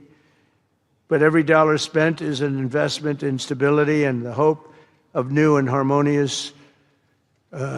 It's a region that's so important. It's so vibrant. It's so incredible. The people are so incredible, but we want to have a harmonious Middle East. The Middle East is amazing. And he's making them shut up and put up, right? So he's got to put out cash and shut up unless you're not on it. And the United Nations would form committees and they'd have hearings about it, let people debate for 14 hours or whatever, 4 years, or in some cases, look what was happening in South Africa with the genocide that was occurring there. We didn't play games. We didn't mess around. We just got it done. And that's what this is about. It's taking the bureaucratic nonsense out of it and just doing the right thing. Getting food to the people in Venezuela, making sure that the airlift and the whole flotilla craziness that Biden had, then they started dropping aid on people. It was the most insane thing ever. They're doing things because it's good for the people of the world. And what's good for people of the world, it's also good for the United States. We like our allies happy. And even if they're not an ally, we don't want their people getting hurt. So this is about global and world peace. He is the peace president. So $7 billion on the table, and that's the headline. But Trump is not done yet. He's about to issue direct challenge to Iran that could reshape the entire region. And Iran is in the FO portion of the FA. So let's see. So according to POTUS and Rapid Response, now is the time for Iran to join us on a path that will complete what we're doing. If they join us, that'll be great. If they don't join us, that'll be great too. But it's going to be a very different path. Peace through strength. Let's see. Now is the time for Iran to join us on a path that will complete what we're doing. And if they join us, that'll be great. If they don't join us, that'll be great too. But it'll be a very different path. They cannot continue to threaten the stability of the entire region, and they must make a deal. Or if that doesn't happen, I maybe can understand. If it doesn't happen, it doesn't happen. But bad things will happen if it doesn't. You know, a lot of bad things are coming Iran's way. And the last time we had to talk to them, using our B-2s as the interpreter, they didn't even know the B-2s were in the air. Nobody had a clue. Not even China and Russia, who had their best air defense systems ever. They put them in Iran. They gave them good fighter jets, all these things. They had no idea what was happening until it already happened.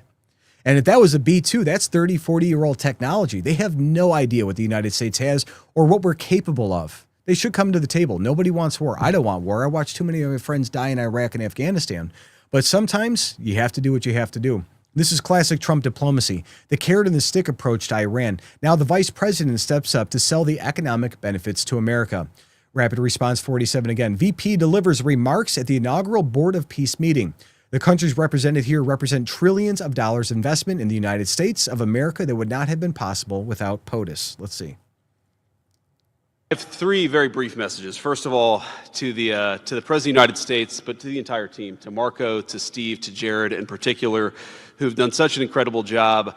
I think what this Board of Peace represents is a recognition that if you actually have a President of the United States and a team that's committed to diplomacy, it can actually work. When I look at what happened to Israel on October the 7th, all those innocent people who were murdered, the fact that you had all of these hostages, and of course, a terrible war that came from it, I remember thinking to myself, how is it ever going to be possible to get these hostages home safely, to make it possible for the people of Gaza to actually have a reasonable future, but also to ensure that Israel is never attacked again? It turns out the answer was you just needed a president who was committed to the effort and committed to the work, and that's what we had, thankfully, under the leadership of this president. And you got to make peace, but then you have to make the peace stick. And that brings me to my second point. That's what the Board of Peace, I think, is fundamentally about, is making the peace stick. And it's an incredible thing that you guys have all done. So to all of the leaders gathered here today who are investing in the future, who are investing in peace, we're grateful to you. We're grateful for your partnership. And in particular, I think to the President of Azerbaijan and the Prime Minister of Armenia, who I just saw last week, thank you all for making it possible and for showing what real leadership can accomplish. When you set aside weapons and killing and destruction and invest in your people and invest in prosperity, it can create great things. So thank you both for what you did. I think it showed great leadership. And finally, to the American people, I think it's important that the American people recognize why we're here today. And the reason that we're here today is, yes, to save lives and yes, to promote peace, but this creates incredible prosperity for the American people. The countries represented here represent trillions of dollars of investment in the United States of America that would not have been possible without this president's leadership and advocacy for peace. The economies here represent millions of American jobs of people who are receiving products built in American factories and made by American workers would not be possible without a focus on peace. So, Mr. President, while I think this is great for the world, I also think it's really, really great for the United States of America. So we're looking forward to the partnership. You know, we need to learn the phrase, a hand up, not a hand out. A lot of times these people, these NGOs, and it comes down to non-governmental organizations that are controlling a lot of these thought processes. You give unlimited funds, like, so we say we want to send money to Ethiopia, for an example, right? So we want to help Ethiopia. What do? Oh, let's give them $30 billion. So we take that $30 billion and we shove it towards these NGOs, which is all through the USAID thing. And that's where that whole scam was shut down, which is why we have the Board of Peace right now, because we thought we had the mechanism to enforce peace through USAID, which we thought we were helping these guys. Now, it turns out they were taking all the money, paying their people, and only like 1 penny out of every dollar would go out there. But again, that was a hand out. What the Trump administration is doing is working on giving hands up, meaning raising those communities out, getting better education systems and clean water infrastructure, things that could develop those nations is their primary focus of this board. And that's what it should have been forever. And it's crazy that it took a business guy and a vice president, Marco Rubio, to figure this out. But the vice president frames this as an investment opportunity for America. But watch Trump shift back to personal praise. He's about to give Rubio a very Trump-style compliment. It was pretty funny. You guys will like this. I'm not even going to preface it. We're just going to have fun with it. Marco, you really did yourself proud 2 days ago in Munich. In fact, so proud that I almost terminated his employ because they were saying, why can't Trump do this? I do. But I say it differently. But Marco, don't do any better than you did, please. Because if you do, you're out of here. But no, I want my guys to do great. And the acclaim he's gotten and the acclaim JD gets is great. We have smart people. We have very, very, very smart people over this whole thing. And I love the memes of Marco Rubio where he's got like, it was the Super Bowl halftime show. Like, oh, well, if Bad Bunny doesn't show up, he's going to have the drums on. He's going to go out there and have fun. You know, the memes are hilarious. So in case you missed it, so Trump praising Rubio with that classic backhanded compliment style. This shows the personal relationship driving the diplomacy. Let's get into it. Another one from Rapid Response 47. It says, POTUS convenes the inaugural Board of Peace meeting at the Donald J. Trump Institute of Peace in Washington, D.C. He's naming a lot of buildings after himself. But you know what? If the shoe fits, let's see. What we're doing is very simple, peace. It's called the Board of Peace, and it's all about an easy word to say, but a hard word to produce, peace. But we're going to produce, and we've been doing a really good job, and some of these leaders that are with us have helped me very much during just this first year. We have a first year like probably no other ever in our country because we settled 8 wars. We've got 3 years left. I think a 9th to come. It's turned out to be a tougher one. I thought that was going to be the easiest one. But with war, you never know what's easy and what's not so easy. But we've had a great relationship, and I've become friendly with so many of the people. And I appreciate you being here. These are great people. These are great leaders. All right. So notice the venue confusion. He mentions both the Trump Institute of Peace, and this reveals a branding strategy behind the peace initiative. And I thought Trump named it, but it turns out it was Marco Rubio. So I was fact-checking real time. Thanks for the live watchers telling me what's going on. So Rapid Response 47. Today is a tremendous honor to welcome you all to the United States Institute of Peace for the inaugural meeting of the Board of Peace. I believe it's the most consequential board. There has never been anything close in the history. Never been anything close. Let's see. Today is a tremendous honor to welcome you all to the United States Institute of Peace for the inaugural meeting of the Board of Peace. Very important. I believe it's the most consequential board, certainly in terms of power and in terms of prestige. There's never been anything close because these are the greatest world leaders. Almost everybody's accepted, and the ones that haven't will be. You know, some are playing a little cute. It doesn't work. You can't play cute with me. But they're playing a little bit. But they're all joining. Everybody. Most of them very immediately. A few that we really don't want because they're trouble. Take care of them. But this is the most prestigious board ever put together. You know, I've seen some great corporate boards. I've seen some great boards, period.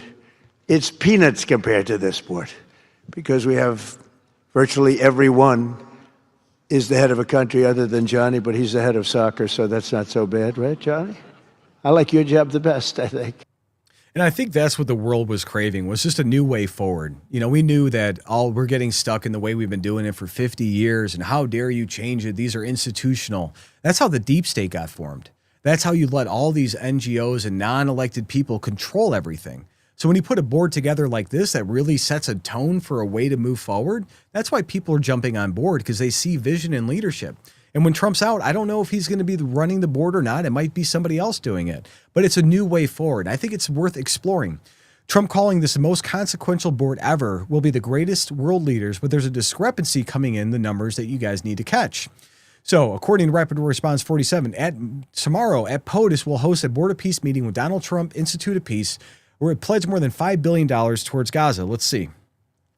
Tomorrow, President Trump will host a Board of Peace meeting at the Donald J. Trump Institute of Peace, where he will announce that member states have pledged more than $5 billion towards the Gaza humanitarian and reconstruction efforts, and have also committed thousands of personnel to the International Stabilization Force and local police to maintain security and peace for Gazans. Good. Needs to happen. Absolutely needs to happen. But the press secretary said $5 billion yesterday, but Trump announced $7 billion today. The numbers are shifting, and now we get international perspective. Let's see. U.S. mission to the UN. So on the Hugh Witt show, Ambassador Walls highlights the positive impact of President Trump's historic Board of Peace. Let's see. Well, not only did we get it through, Hugh, we got it through unanimously. And you know, President Trump loves to keep score. And the fact that his peace plan was endorsed by the international community 13-0 was truly significant on probably the most contentious issue there is for the UN, which is Israel-Palestine. And I was reminding in Munich all of our European friends that this wasn't invented out of whole cloth by President Trump. The UN Security Council endorsed it, including the UK and France and Denmark and other countries that were on. And what does it do? It, number one, creates an international security force, which the Indonesians have announced publicly 8,000 troops they've pledged. It creates a Palestinian Technocratic Authority, and it creates a World Bank fund. And I think you'll see next week, the president's already previewed at for the first Board of Peace meeting, $5 billion. So what you saw was a lot of hand-wringing from the Europeans. Are you replacing the UN? Are you creating an alternative? Well, you know what the president's doing? He's creating something that's working when nothing else has worked. It's not guaranteed that it will get us the full distance, but the hostages are out, the ceasefire's in place, the humanitarian aid is flowing. And we're about to go to round two to what you're talking about is Hamas. We've made it clear they either are going to disarm the hard way or the easy way. Let's hope they choose the hard way. And what's significant, Hugh, from a diplomatic standpoint, is on the Board of Peace are all of the countries that Hamas usually relies on to help it out of a jam. It relied on Qatar. It's relied on Turkey. It's relied on Egypt. Well, you know what? All of those countries are on the Board of Peace singing to the same tune as the United States, and Israel is on too. I mean, what a diplomatic feat that only President Trump could pull off. Well, we knew they'd probably join either way, but it's an incredible, monumental achievement. The United States ambassador is selling this as conservative media while international reactions are mixed. Al Jazeera is about to show us who's really showing up. Let's see. From Al Jazeera English. U.S. President Trump hosts the first Board of Peace in D.C. this Thursday to unveil plans for Gaza. While Asian and Middle East partners will attend, Europe is keeping its distance. We're going to try to zoom in on this and not blow it out. So let's see here. I don't know. There's a lot of people. It looks like most of Europe didn't go in. I know these are very hard for you guys to see, so my apologies on it. But it pretty much shows that most of Europe's not going to be there, but the rest of the world wants to. And it's because Europe has been opening its doors to people from the Middle East and Africa, and they've been taking over, and they're losing control of their cities and their countries, and you can't say anything contrary to that, which is why they don't want to be there. So Al Jazeera reveals as European absence, Asia and Middle East are in, but Europe's sitting this out. That's a major diplomatic split, and we need to address that. Let's see. And from Eric Doucher, we have just in dozens of countries are attending President Trump's Board of Peace event at the White House tomorrow with Marco Rubio expected to speak as well. It's going to be epic. Let's see. Because the President of the United States, Donald J. Trump, is someone who is not limited by what others say is possible or what others say is impossible. He's not limited by some of the things that have happened in the past, and he's willing to talk to or engage with anyone in the interest of peace, always putting the American people and our national security first, but understanding that in the world that we share with so many others, peace is paramount to all of us. And that's the whole point that Marco Rubio has. Yeah, peace is very important to the American people. But if we have peace, our allies have peace. And a lot of people around the world have peace also. We have the largest and the best military that has ever graced the planet Earth. And we're not the world police. I'm not for advocating for going in and controlling things, but strength affords stability. So when you have the administration being strong and regionally and globally strong, especially in our hemisphere right now, we're watching the Monroe Doctrine in full effect. It helps stabilize things where we can do economic developments. We can worry about kids learning in Africa. We can worry about the water problems in India. We can go through and help Japan out with some of their issues.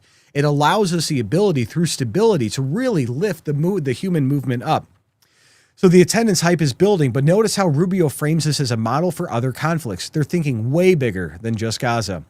So Rubio praises early success of the Board of Peace on Gaza. We hope this can serve as a model for other complex and difficult situations. Let's see. I'll be brief and to the point. We want to talk a little bit about the strategic vision of this organization and begin doing so by first acknowledging that we are here today because the President of the United States, Donald J. Trump, has both an ability and a willingness to use the power of his office to think outside the box. And that's why we're here today. This was a very unique crisis in Gaza, one that the existing international institutions could not solve or figure out. It needed a very specific type solution that required the partnership of all the nations that are here, including those that are here on an observer status. And we appreciate you coming today and being a part of this as well. And that's the point I want to drive home today. And soon you'll hear from Steve and Jared, who, by the way, deserve an incredible amount of credit for pulling this together and working countless hours and traveling all over the world. They truly our appreciation and thanks for the work they've put in under the leadership of President Trump to make this possible. This Gaza situation was impossible to solve under orthodoxy, under existing structures.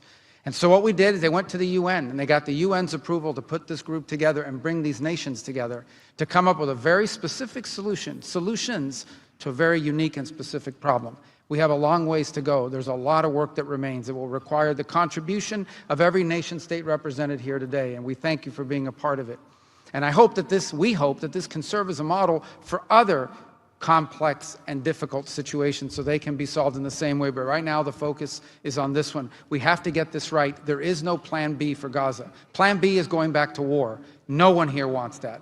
Plan A, the only path forward, is one that rebuilds Gaza in a way of enduring and sustainable peace where everyone can live there side by side with one another and never worry again about returning to conflict, to war, to human suffering, and to destruction. And again, Mr. President, thank you for having the vision and the courage to pursue something that has never been done before, and we're not done yet. And thank you to Steve Woodcock and Jared Kushner for the time and the work they've put into this. And thank you on behalf of the State Department and the U.S. government to all of the nations that are here. Every one of you is indispensable, including our observer partners, who we hope can find your way to join us at some point as officially part of this. But we are grateful for the fact you're here today and the contributions you've made already. Thank you. It was very welcoming for everybody. And I think that's the vision that we were talking about earlier, where they're trying to sell it as a new way forward. We knew that the United Nations and the other things that we were doing for Gaza specifically wasn't working. It wasn't working. So what do? They're like, okay, if the system we're using now doesn't work, what do? They created a new system and they just made it work because we're the United States of America. And we can do things like that because we're the strongest country to ever exist. And sometimes you have to do that. But it's also there to help people. And we're not there to put people down and whatever. We're there to lift people up. And it's incredible to see that focus from our government now. I'm proud to say that we're doing these things. I wasn't too proud not long ago. So Rubio's positioned this as a template for global conflict resolution, but the final speaker brings us back to the human cost that started this entire crisis. For Secretary of Peace missions to the Board of Peace, we are here today because of POTUS. Without him, none of this was possible. There were 251 hostages, 168 came out alive, 83 bodies were returned to their families. This was a monumental effort. Let's see. We're here today, again, I say it, I know it sounds redundant, but we're here today because of President Trump. Without him, none of this was possible. There were 251 hostages, 168 came out alive, 83 bodies were returned to their families so that they could grieve and remember their loved ones like in a normal way. In a way that brought their families together. So that was just as important. This was a monumental effort, and I want to tell a story about the president. Every time a hostage family came to visit with us, they were not on the president's schedule. I would walk down to the Oval Office, I would tell the president that there was a hostage family here, and he would say, "Steve, bring them up." Every single time. And when we got the last 20 out, we had a celebration at the White House, and I could see the emotion on the president's face. And he came up to me and he said to me, "I have to tell you, this is my 5th year in the Oval Office, and I don't know that I've ever had a more special time than this moment with these people, seeing them come home."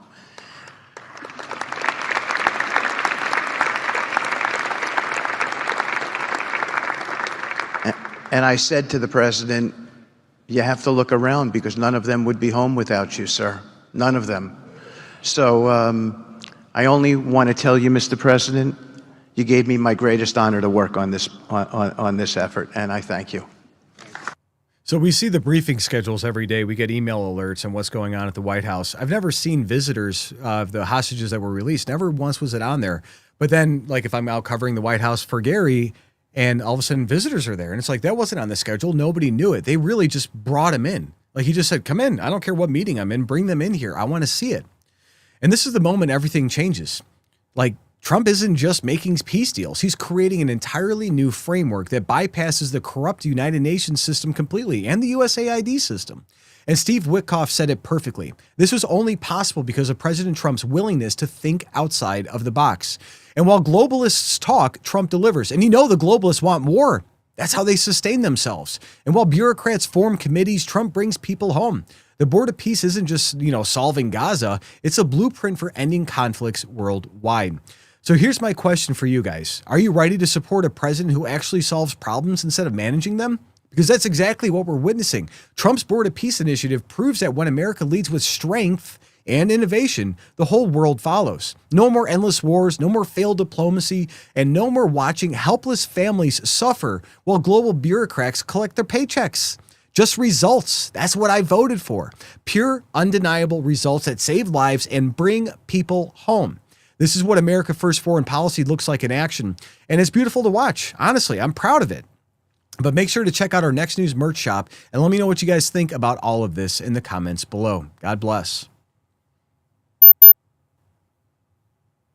All right. Yeah, somebody asked if I served. No, I was in school during 9/11, and I enlisted in the Navy to go fight some terrorists. I got in a really bad car accident and was unable to serve, but I watched a lot of my friends come back in body bags. And that was, survival skill, whatever. And things happened, but I was medically disqualified, so I was not able to serve when most of my friends were overseas getting shot up. So it's always been a touchy subject, war. It's doing interesting. We got Tyson Curie, 7745 says, "What up, Tom? You're doing a great job this week. I should have a N3 day show and Gary with his evening show." You know what? That actually is a pretty cool idea. I wouldn't mind doing that. Come out at 12 o'clock. Maybe I'll record from home instead of his place because it's like an hour drive for me to get in. But I love coming out and seeing my N3 family. All right, we got Bill's Rule saying, "Never should have happened in the first place. We had peace until some radical Muslims chose violence." People chose violence all the time. There's radical Christians that chose violence too. But we didn't knock down towers and cause all of that. Now you got the Muslim prayer to call in New York City, the largest Jewish population in the country. And they're praying, they're saying that over the loudspeakers. Not 25 years ago is when 9/11 happened. And they're doing that now. They forgot. And now you have Mamdani, who's an open communist and a socialist, running the city into the ground. They're raiding pension funds to give out free bus fares to illegal immigrants. It's crazy. It's crazy, but they voted for this. And that's the consequences when you're not educated and you do things on an idiotic level and you don't even do your research. But you know what? They get what they voted for. So we got Cliff Johnson saying peace through strength.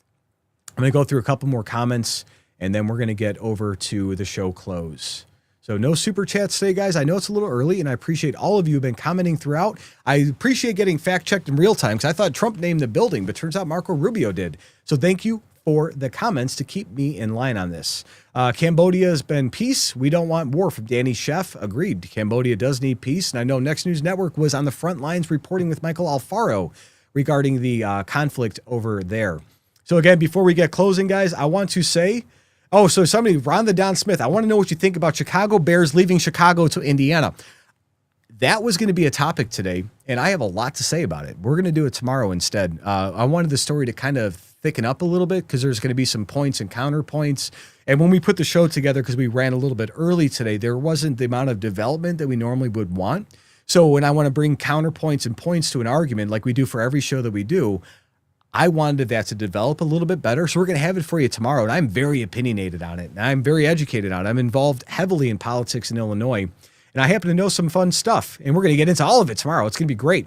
But yeah, so before we finish out, guys, make sure you guys become members because we get in Discord. And we have wonderful chats and voice chats. And we have Boyd and we've got Jeremy. We've got Karen. We've got all these people that are there every single day, keeping it in line, doing watch parties. We'd love to see you guys there.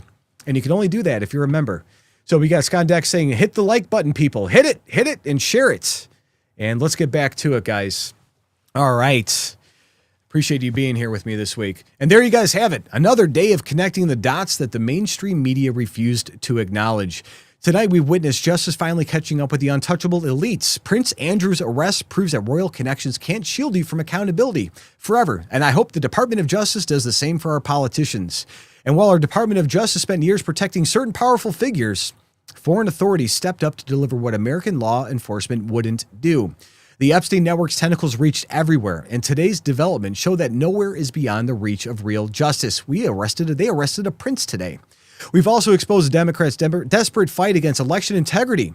With 90% of Americans supporting voter ID requirements, their opposition becomes more suspicious by the day. The same crowd that demanded vaccine passports for buying groceries claims requiring identification for voting is somehow oppressive and racist. Elon Musk nailed it perfectly. There's only one reason to oppose voter ID, and it's protecting democracy, the Democrats' version of democracy. We live in a constitutional republic. The SAVE Act represents common sense, which explains why the left fears it so much. And President Trump continues demonstrating real leadership this Black History Month, focusing on economic achievements rather than empty political theater. And while his critics spent years hurling the same tired accusations, Trump's record speaks louder than their desperate rhetoric. He's delivering results for working families while his predecessor delivered nothing but division. He did. Meanwhile, activist teachers are transforming classrooms into indoctrination centers. I could talk, I promise. Using taxpayer dollars to undermine federal immigration enforcement, they're teaching our children to resist lawful authority while calling it education. I want my tax money back. But anyway, parents sent their kids to school for reading, writing, and arithmetic, not to become foot soldiers in the socialist resistance movement. And Byron Donald said it best, the classroom is for education, not protesting ICE. And finally, we've seen how real peacemaking happens under competent leadership. And Trump's Board of Peace initiative brought home 168 hostages alive and returned 83 bodies to grieving families. And that's what actual diplomacy accomplishes when it's backed by strength and strategic thinking and the United States military. Every time a hostage family visited, Trump dropped everything to meet with them personally. And that's leadership that puts America and human dignity first. And all of this brings us back to that February 19th, 1942, when President Roosevelt signed Executive Order 9066, authorizing Japanese-American internment. That day reminds us how quickly government can overreach when fear clouds judgment. What they did was wrong and atrocious. But today's event shows something different. Presidential leadership that protects liberty rather than threatens it. Trump's actions demonstrate what happens when our leaders serve the people instead of serving themselves. And they are elected for us. We live in a republic where we are represented by the people we send. They are not our bosses. The difference between tyranny and freedom often comes down to whether those in power respect constitutional limits and individual rights. And before we sign off, guys, make sure you grab your gear at shop.nextnewsnetwork.com. Show your support for independent journalism that tells the truth. And I want to say thanks to all of our Super Chats and Rumble Rant contributors who make this show possible. Your support keeps us fighting for America. And again, I'm Tom McCullough filling in for Gary Franchi, who will be back on Monday. He's in Canada. This has been the Raw Feed. Stay free and God bless each and every one of you.